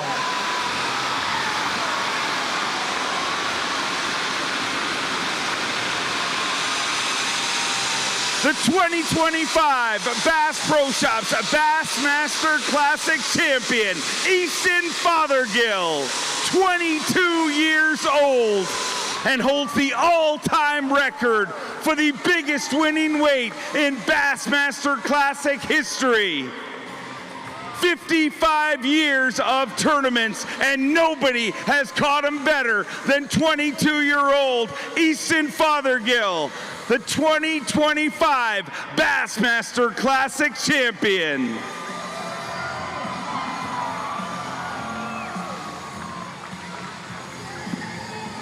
I know he didn't do it alone. I'd like to welcome Easton Fothergill's family that has supported him through so much, from collegiate fishing to the top of the sport. In 2025, Easton Fothergill makes history, ladies and gentlemen.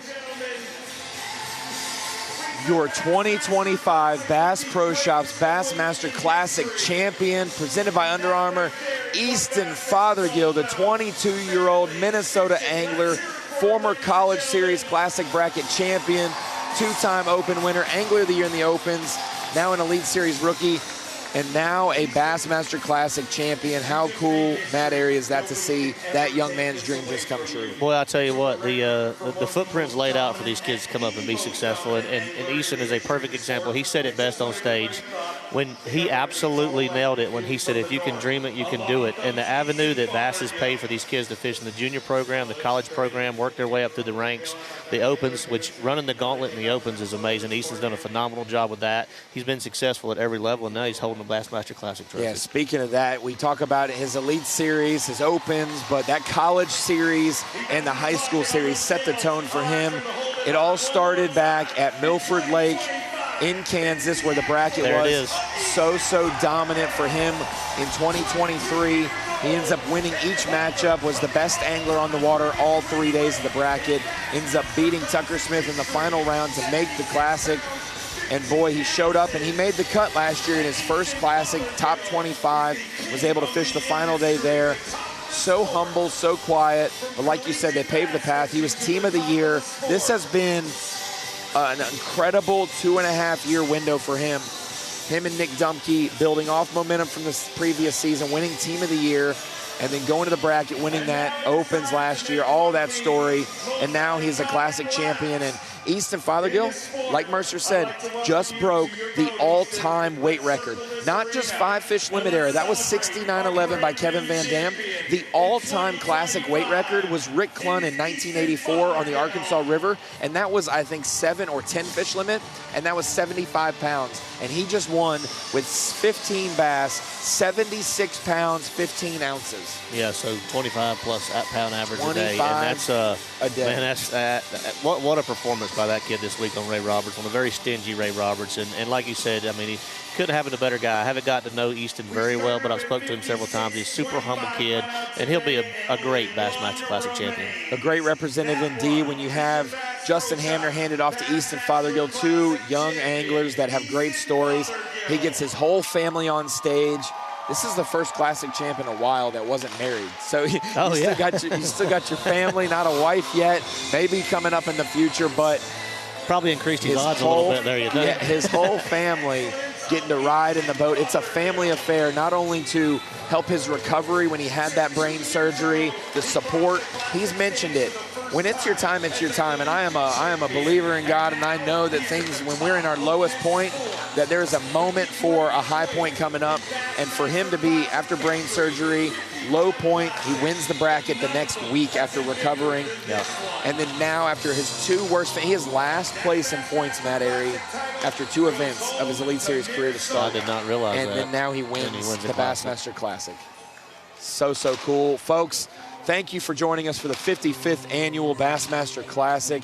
It's absolutely an incredible story and scene as we have the ride around the arena that everyone dreams about. I had Laker Hal here sitting with me yesterday. He got to ride around the arena not because he won, because he was the son of a winner when his dad won in 2014.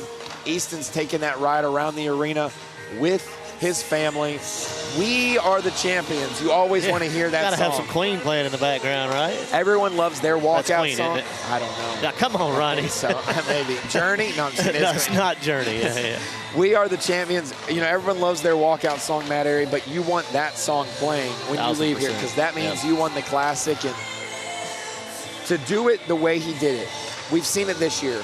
He won by 8.5 pounds. That's what he left the dock with as a lead, 8.5 on the dot. Same deficit that they trailed by. That's what he wins by.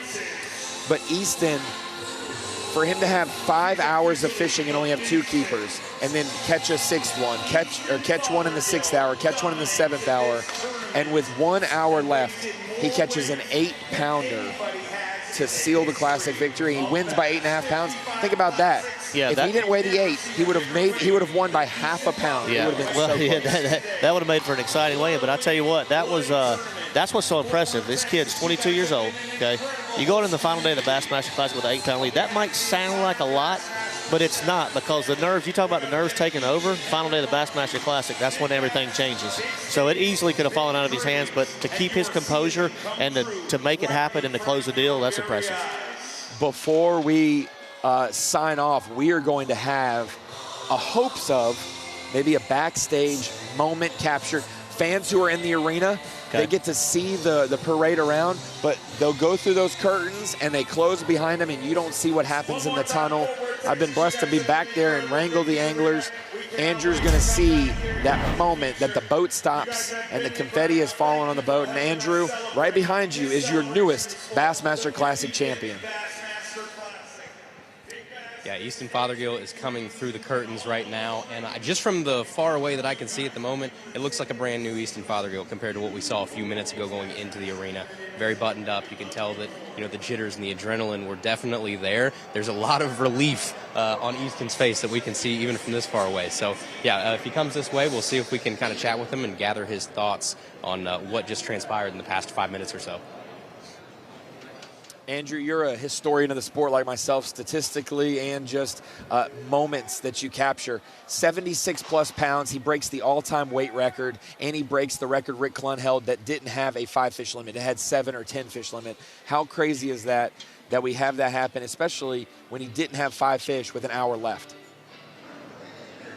Yeah, the exclamation mark, I mean, you couldn't script that in Hollywood any better. Just the giant, again, exclamation mark on a great tournament right at the end of the day. And, you know, the Bassmaster Classic has a knack for the theatrics, obviously. We definitely saw that today. And, again, as a fan of the sport, I don't think you can ask for more. Absolutely. You've got the family in the boat with Easton Fothergill. Andrew, just soak in those moments. Whether you get an interview or not, the opportunity to sit there and watch the decompression moment happen with Easton Fothergill. Every Classic champ decompresses differently. Some of them cry. Some of them, I mean, keep fist pumping.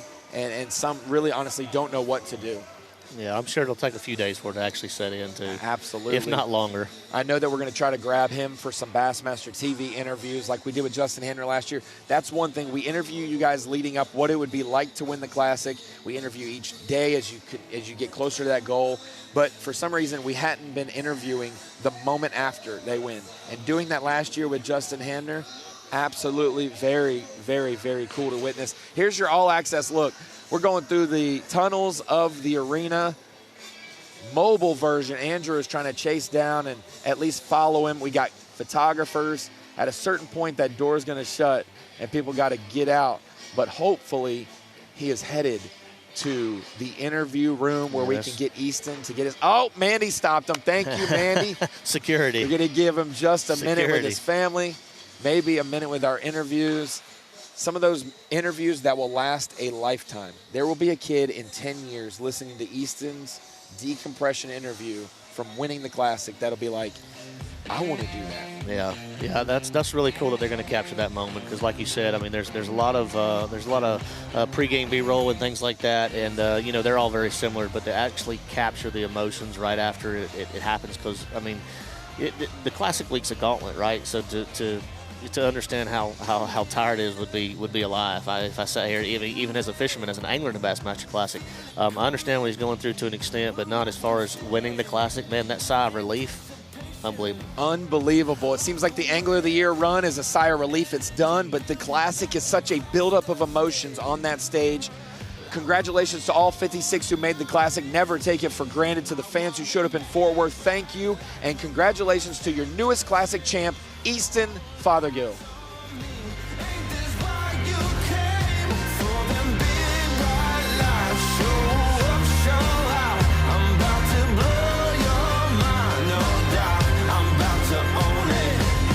Give me my moment, step aside. Yeah. Is this moment